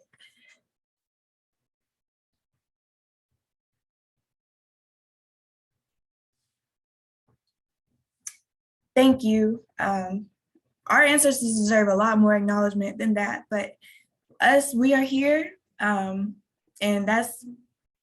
that resilience they instilled in us and our blood, like it's not going nowhere. So for a while at least. And so again, I just wanted to thank you all for letting me come and share a little bit. Feel free to, I'm not an expert in everything, but I can help answer some questions if you have some. And yeah, I just love my culture. I love our culture. I love my people. We're very loving too. If you want to come, our powwow is the third weekend of April. If you want to come out and join us, it's not free to the public, but it's open to the public. Anybody can come and enjoy. Your cell phones receptions probably not going to pick up well. So just be prepared for that, and be prepared to be in a rural area, but be prepared to experience a lot of good medicine and a lot of love too. So I think that's all I have. Thanks, Cheyenne. There are a few comments and questions. Feel free to keep those rolling in, guys. Judy Carnes says, managing walking in two worlds. Wow, I often wish we could go back to the more easy times when we really shared with our family and community. Thank you. Yeah, and I think a lot of people, and that's part of historic trauma too. I feel like a lot of us wouldn't be in this situation if it was our choice. We would not be in this complicated lifestyle. But yeah, just shout out to everyone who does walk in the two worlds and makes that time for our culture, because it really does, it's extra work. After we get done working and paying bills and stuff, we have to make the time for regalia and dancing and just togetherness. And I know for me, I live in Raleigh and my community is about an hour away. And I know a lot of people who if they don't live in the community, they have to travel, to go back to their community. And for the ones that live in the community, most of them are in rural areas, and they have to commute outside to even go to work. I know from people in Hollister, most of them drive at least 30 minutes there. So an hour at least to commute to work. And some way more than that. So just the dedication that it takes to remain in your community and remain in your culture, it takes a lot, but it's, we're worth it. Our culture's worth it and our people's worth it. Anybody got any other questions? 100% agree with you, Cheyenne. Just some comments. Great job. Thank you. So proud of you as a young woman, keeping your ancestry alive. Be proud of it. Amen. You did a wonderful job. Thank you so much for taking the time to teach us about your culture. It's great to see a young woman like yourself learning and teaching others. I love how you are so patient about your culture. Can you share how you renew yourself and stay focused on serving your tribal community? Ooh. Well, honestly, I get a lot of my renewal when I get back into my community. Mainly, honestly, the kids are one of my big pusher. The youth, and I know, Ashley, I know you're all about that too. The youth can touch your heart in so many ways. And when you think about, like, it's up to us to make sure they have these opportunities. So anytime I get around like the little kids and their faces light up when they're seeing our traditions and our culture it just puts that fire back in me. And then also me, I remember being a little girl, I didn't get to grow up in my Native community. My parents were in the military. So I grew up in Florida, 12 hours away from my Native community. We would travel here, several times, but that always just refilled me. It's always been something to refuel my fire within me, just to be around my community. And even though sometimes, Lord, you just want to cry because I've had 3 knee surgeries too. So, after dancing a full weekend and I come back and I have to work and everything else, my body is, but just knowing, like, if you think about them kids, really honestly, like that, just keeping that cycle going, it just helps fuel me. And then also just the love and support. I have a lot of love and support from people. And it's really important that we do keep checking on each other. Life definitely gets hard out here. But thinking about all of the good versus the bad helps me to keep going. Thank you, Cheyenne. We have one more comment and then we'll move on to our next presenter. Someone says, thank you, Cheyenne. I see your passion and agree. Our ancestors sacrificed so much for us to be here. Again, thank you so much, Cheyenne. You can go ahead and pop off and I will go ahead and introduce our next speaker, Miss Vicki Jeffries. She is an enrolled member of the Okichi Band of the Sapon Nation. She has held the position of tribal administrator for over 10 years. She is a bearer of Okichi tradition and culture, carrying forward the roles of traditional dancer, indigenous herbalist, basket weaver, beater, forager, and chef. Ms. Jeffries is a community linguist for the Yesenichi language, and today she'll be presenting on the Okichi village. Miss Vicki Jeffries, I'll turn it over to you. Thank you. Kana Haben Bise, Vicki Jeffries, Mi Kakalese, Wa Okinichi Saponi, Graham, North Carolina, Watima. Good morning, everyone. And it's a really honor to be here with everyone and listen to everybody's story. It's been very enlightening. I'm going to talk a little bit about our village. And just give you a little background about the Okinichi village. Okinichi town was a 17th century palisaded village with about a dozen house structures and associated features. Its site is located on an island in the Roanoke River, northwest of modern Durham, North Carolina. The site of the town was actually called the Frederick site by archaeologists who it was discovered in 1983. When they did a dig there. So major excavations took place from 1984 through 1986. And Okinichi town was also excavated by archaeologists and students from the University of North Carolina at Chapel Hill between 1983 and 1995. The tribe actively participated in the dig at that time. And I'm sure everybody remembers our elder that passed away in January, John Blackfeather Jeffries, and he was a major part of the excavations and being there with the UNC.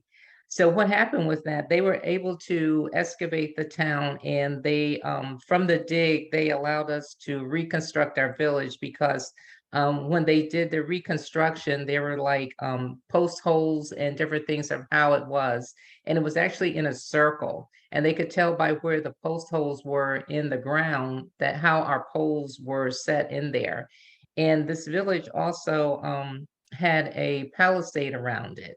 And the palisade would go all the way around the village, and inside would be the how the we call them atis, but they're huts, and they would have the huts inside, so they could tell by the pressure in the ground, like the discoloration where the post holes were. They can also tell by the color of the earth where there was like where we had like our pits for our debris. And then they can also tell by outside of the village where we buried our deceased at. And so during this dig, they did uncover bodies there. And the original site is actually in Hillsborough, North Carolina. And that's one of the sites that we have for the reconstructed village. The reconstructed village in Hillsborough is not on the actual site of the dig because there were bodies buried there. And we chose not to have the reconstructed site there. But during the dig, they did uncover bodies, and the only thing that bothered me about that is that when they took they did not take the bodies out, but what they did take the bracelets or funerary objects that were buried with the bodies. And I always felt that they should have been left there. But they did they did not disturb the bodies, they left them there. And so that's why the village in Hillsborough is at a different site. But it did allow us to reconstruct our villages, to see a drawing was made from that. So we were able to reconstruct those. And as I said, they were surrounded by a palisade, and these poles were cedar poles that were set close together. And the fortifications were necessary because of the attacks and to keep animals out. And if you've ever been to the village, you'll see that the poles are burnt at the top. And because the lack of tools, because we didn't have any tools until around trading started, so they would actually burn the bottom of the cedar poles so that they can, instead of like chopping them down, so they would burn them. And this is the way that they would get the cedar poles. And they would just put them around. It sort of looks like a maze when you go, if you've ever visited the villages, you see it's sort of like a maze of going. And from the cedar poles, everything that stuck out, any branches or little things stuck out, it sort of was like if you tried to wiggle through that, you would get cut or different things because they were set so close together. But they were constructed with cedar saplings. And so the huts were constructed with cedar saplings. And then what they did, they tied them with vines and covered them with bark or skins. And the top of the hut had an opening because there was a fire inside. The greatest thing about this was that in the summer, it was, if when you go in there, it's like an air conditioning. It's so cool in there.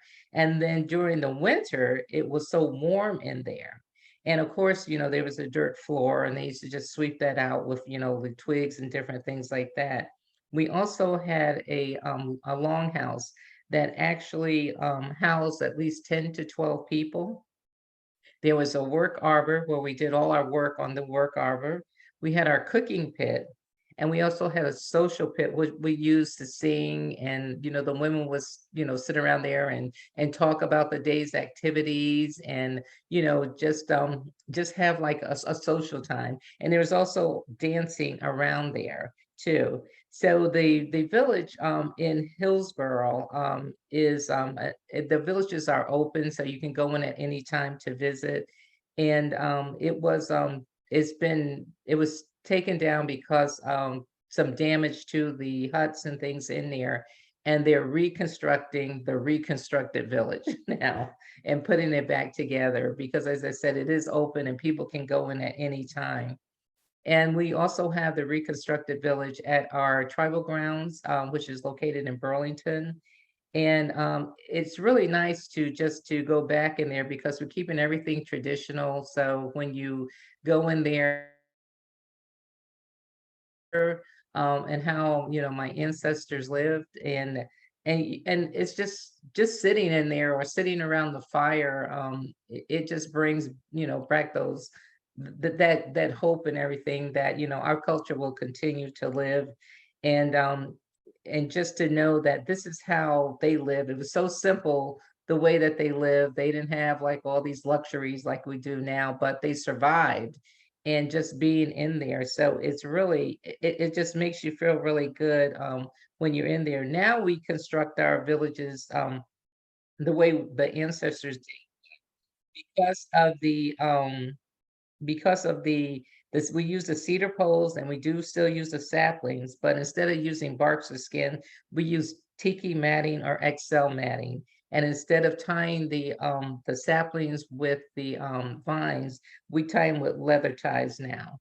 But we still burn the tips of the cedar poles, so you will see that. But it's always a welcoming thing to just walk around the grounds. And we open it up to visitors or other tribes that want to come out and visit.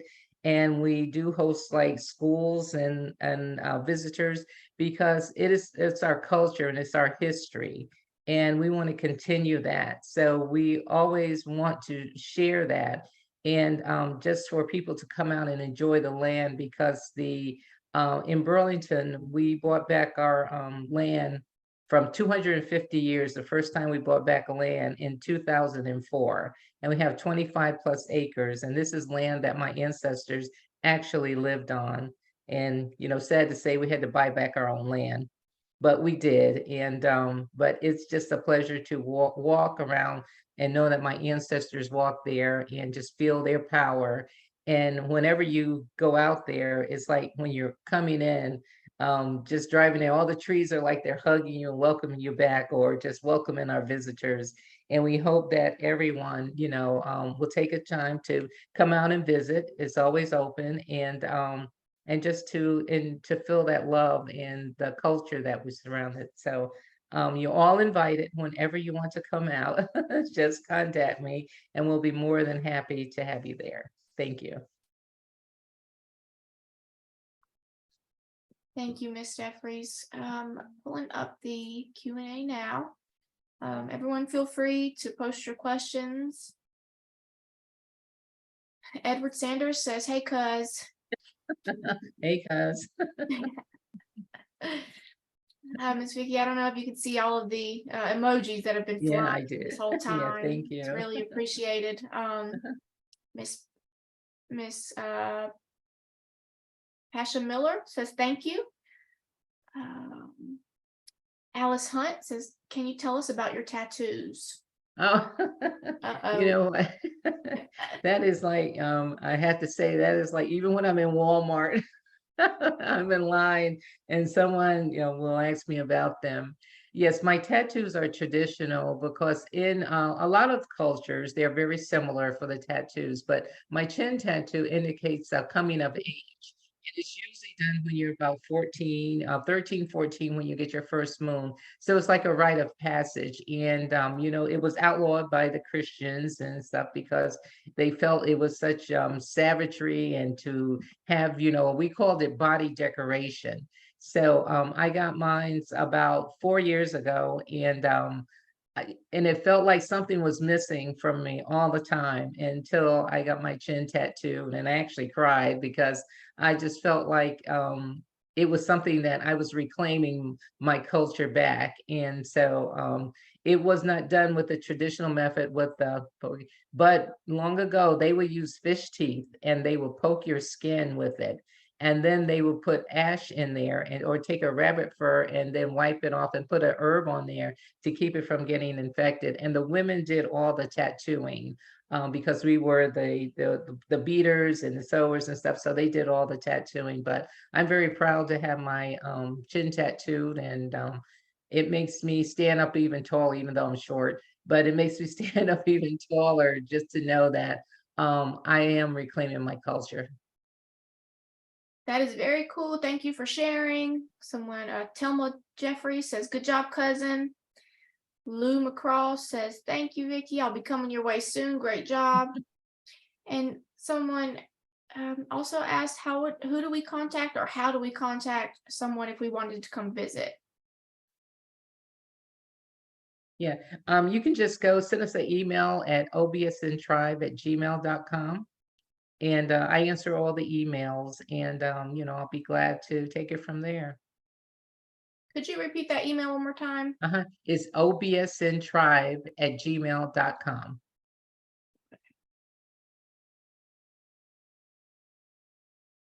Roxana Brand says, hi, Vicky. I came one year. It's a beautiful sight. I found out my ancestors were part of the Okichi tribe. We live in the part of Alamance County called Little Texas. Yes. Brenda Yeah. Phillips says, thank you for sharing with us. You did an excellent job and I enjoyed listening and learning about your culture. Very informative. Someone did say, will you spell the email, please? It's O, B as in boy, S as in Sam, N as in Nancy, tribe@gmail.com. Thank you. And I believe that is it for the Q&A. Slow down a little bit. So thank you again, Miss Vicky, Thank for you. everything. If you want to go ahead and hop off, I'll go ahead and Thank introduce you. our next speaker. Next and finally, we have Miss Sheila Epps. Sheila Epps Wilson. She is a proud member of the Saponi tribe. She is most proud to be able to claim to be the favorite granddaughter of granddaughter Jules. And this is something that is most important to her that she wanted everyone to know.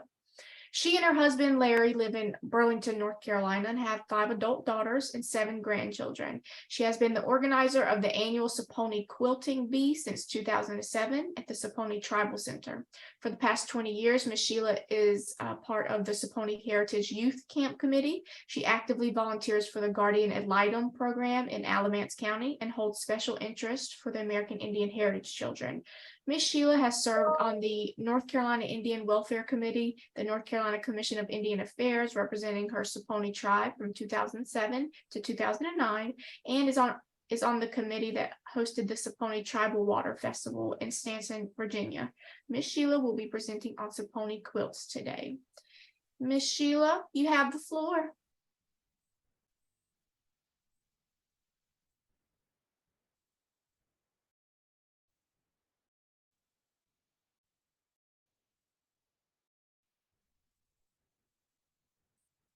I think we might be having some audio issues, Ms. Sheila. We cannot hear you.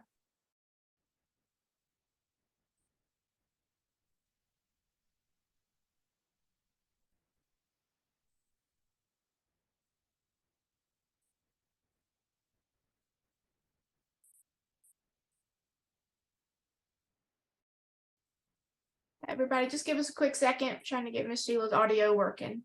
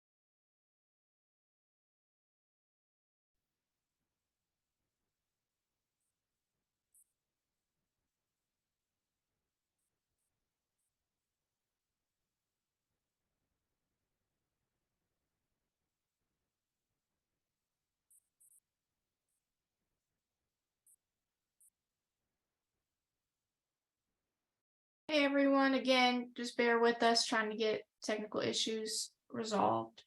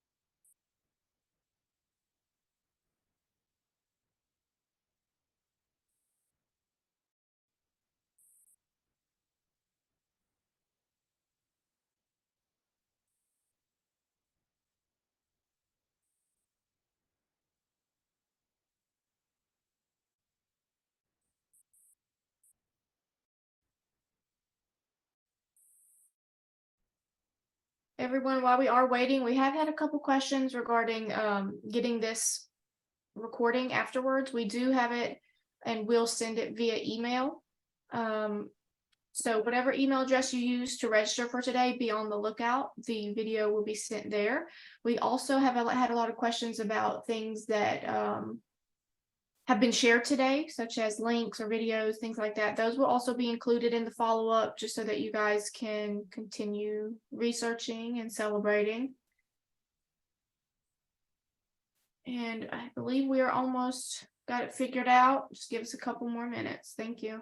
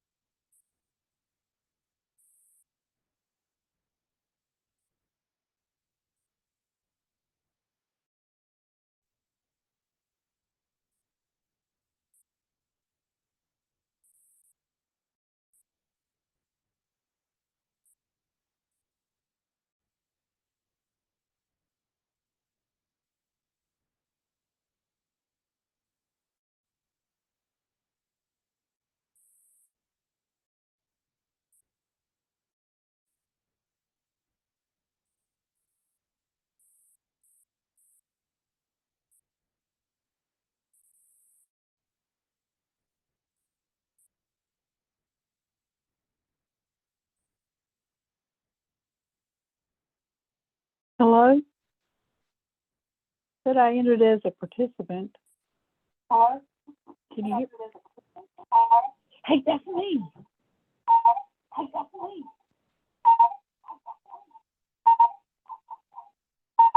Abby, will you mute yourself? Abby, will you mute yourself?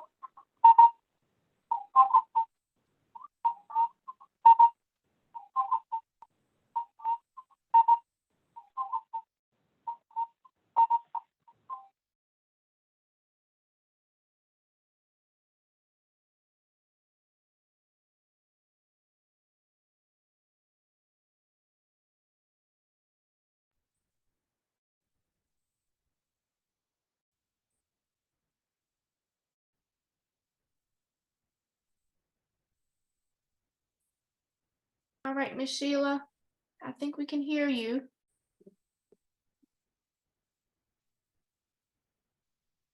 Nope, cannot.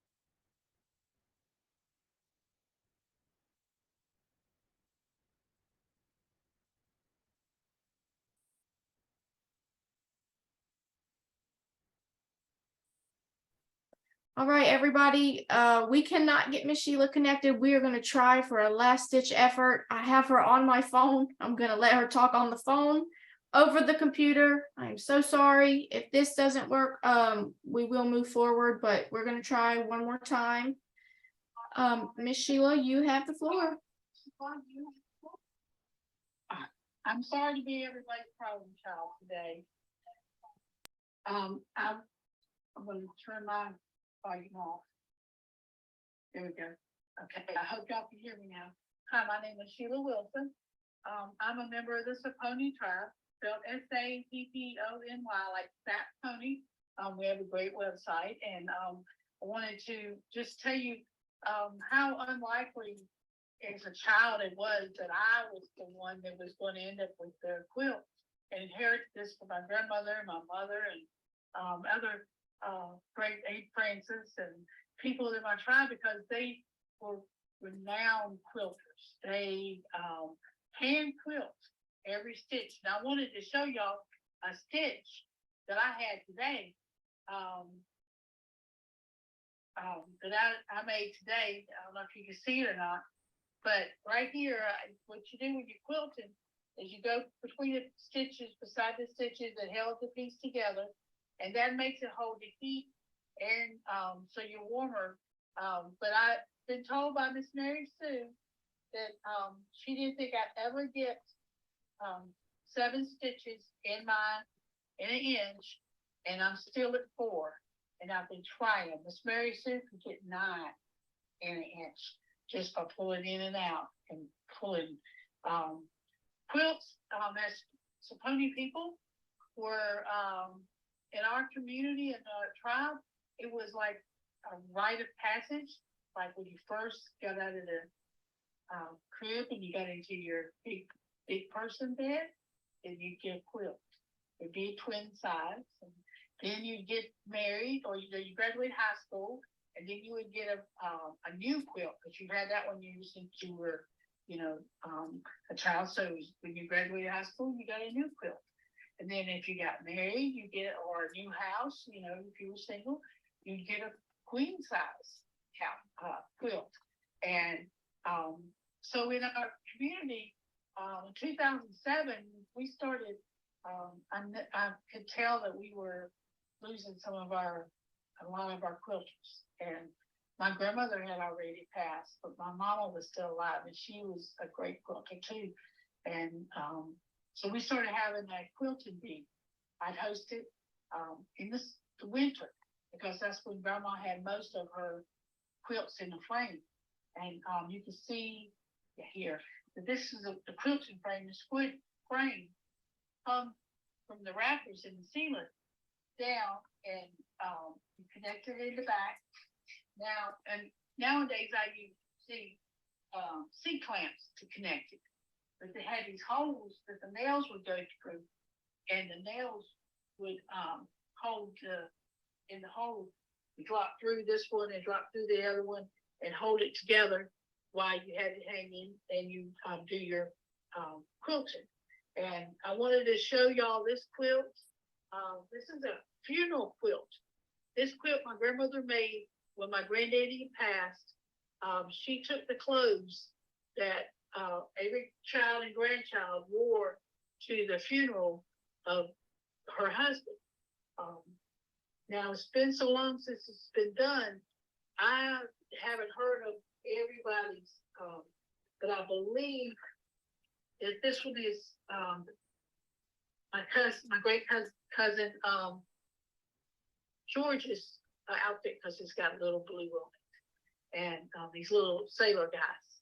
And I believe that that's his quilt square, but I don't know all the others that they had. And but I wanted you to see, like, because I inherited the quilt and quilting, and so when someone passes now, I inherit a lot of things.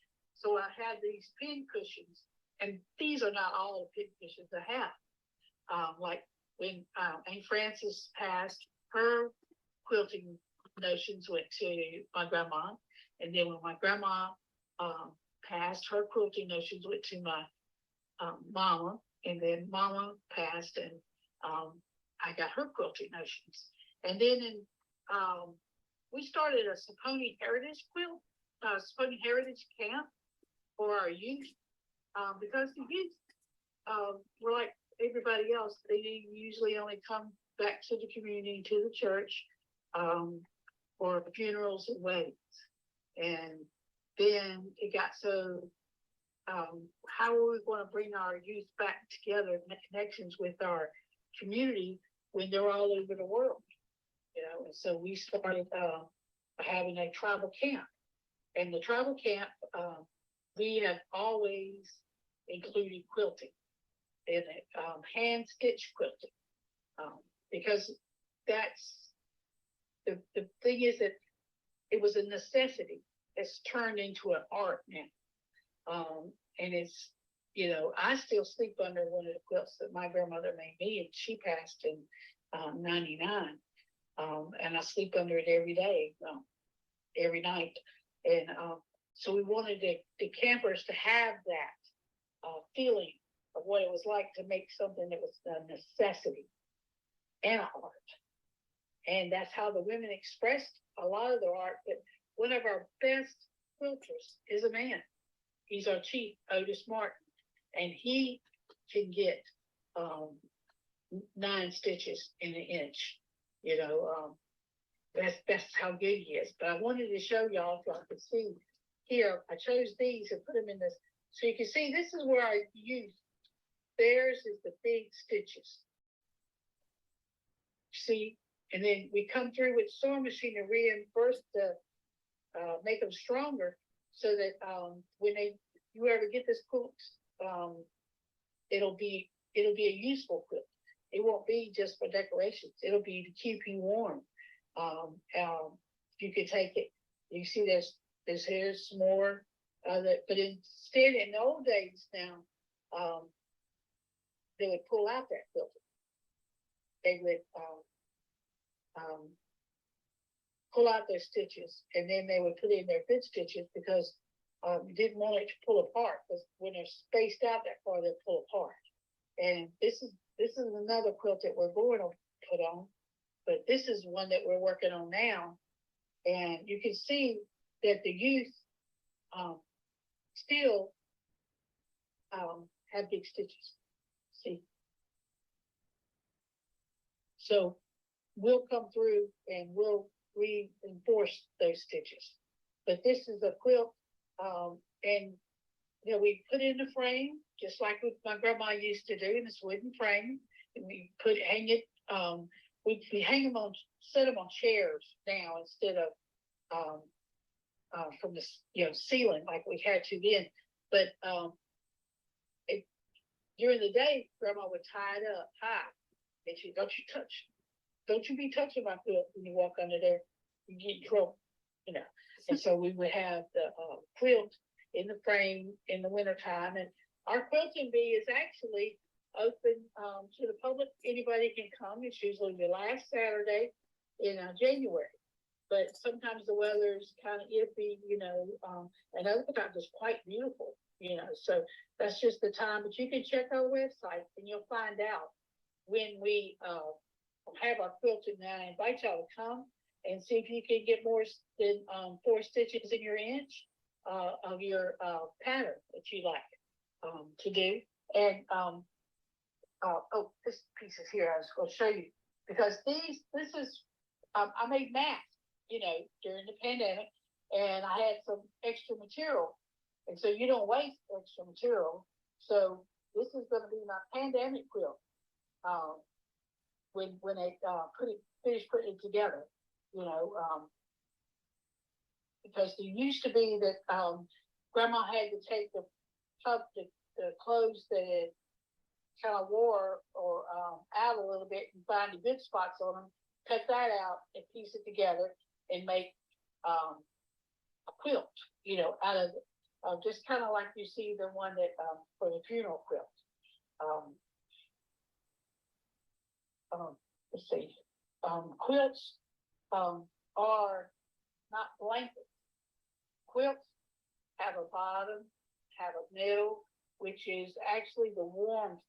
Usually, in tradition, it was cotton, and now we use a polyester liner inside, and then on the top would be like the pretty quilt that you piece together and you know, for your people. You know, but grandma wouldn't be doing it herself. She would invite people over. And this one lady in the community, now she was kind of fancy, because she'd have candy, a mint in each chair for everyone that she invited over to come into her home and do her quilting. So she had candy if there's a thank you gift. And sometimes, like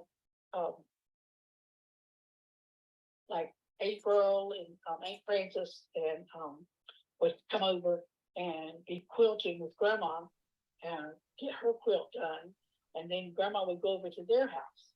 Now, I have found that since I've been the one that puts the hosting the quilting bee, if I could just get their fingers going as fast as their talking's going, we could put a quilt in a day. But I've found that that doesn't quite work. And then I always host lunch, and different tribal members actually bring or food and provide for the quilting. Some of them say, well, I can't quilt, so I'll provide lunch. Or everybody will bring something, like if we're going to have soup and salad. And so we'll have like 3 different kinds of soups and salad. My cousin Dawn, one year, she went through our Sapon cookbook and found recipes from our 7 families to have to feed and eat while when we stopped for lunch while we were quilting. It's really turned out to be a really hand-in-hand thing to have the quilting, which started in 2007, and the quilting bee and the Sapon Youth Camp. The Sapon Youth Camp is actually been started in 2000, and so now we have graduates of the Sapon Youth Camp that are actually the camp leaders. They're actually part of our executive branch of our council members now, and they make great bonds with the other youth that they wouldn't have, because they lived in different cities, and they wouldn't have seen each other. And now they're stuck together for a whole week, having to do everything us elders is telling them to do. And you need to learn this, you need to look at this, and, so it makes a great bonding time for them. So we're actually very, very excited about our Saponi future, with our Saponi youth being our leaders. It's really turned out to be so exciting and hopeful for our future. Perfect. Thank you so much, Ms. Sheila. There are a lot of questions or comments in the chat. I wish I had learned to quilt like my grandma. Thank you so much for sharing your knowledge and culture. I learned so much. Amazing. We did that in my school, and we had the whole community participate. We learned so much from our elders. I think what you're doing is amazing. That's pretty. I love the detail. And they're all just rolling in. I don't know if you can see the emojis, Ms. Sheila. I know technology has been terrible, but they're going crazy. Yeah, I love all these emojis. And please check on our website, saponi.org, and see when our quilting bee is, because I welcome you all. I got plenty of needles and plenty of thread. And I challenge you to beat my 4 stitches in an inch. And some of the youth actually took that challenge, and they'll actually, one person has got 22 stitches in it. No, hush. That's so good to the end. Sorry about that, y'all. That's okay.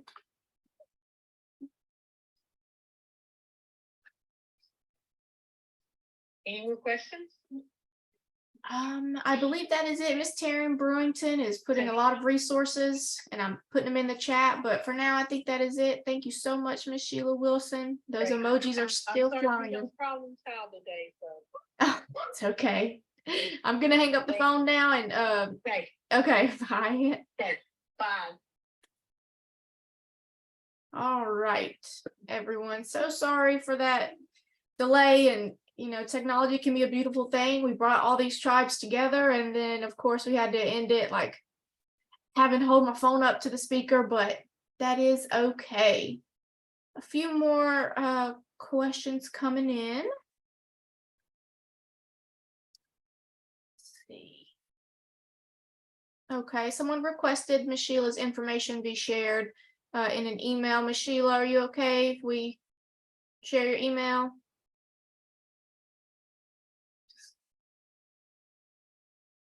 All right, I got the thumbs up. What a wonderful presentation done by all. Will we get a recording? Yes, this is being recorded right now. Whatever email you signed up for is, registered with is the email that we will send this recording that is done by. Give a few minutes for some more questions, any comments.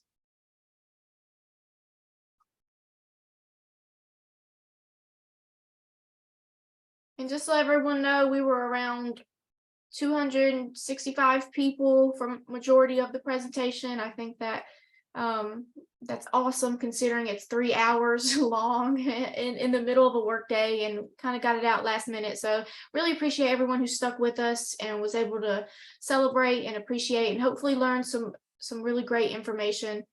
But that is all that we have for today. There's nothing else in the Q&A section for me, but thank you to everyone who attended. There will be a follow-up survey sent out.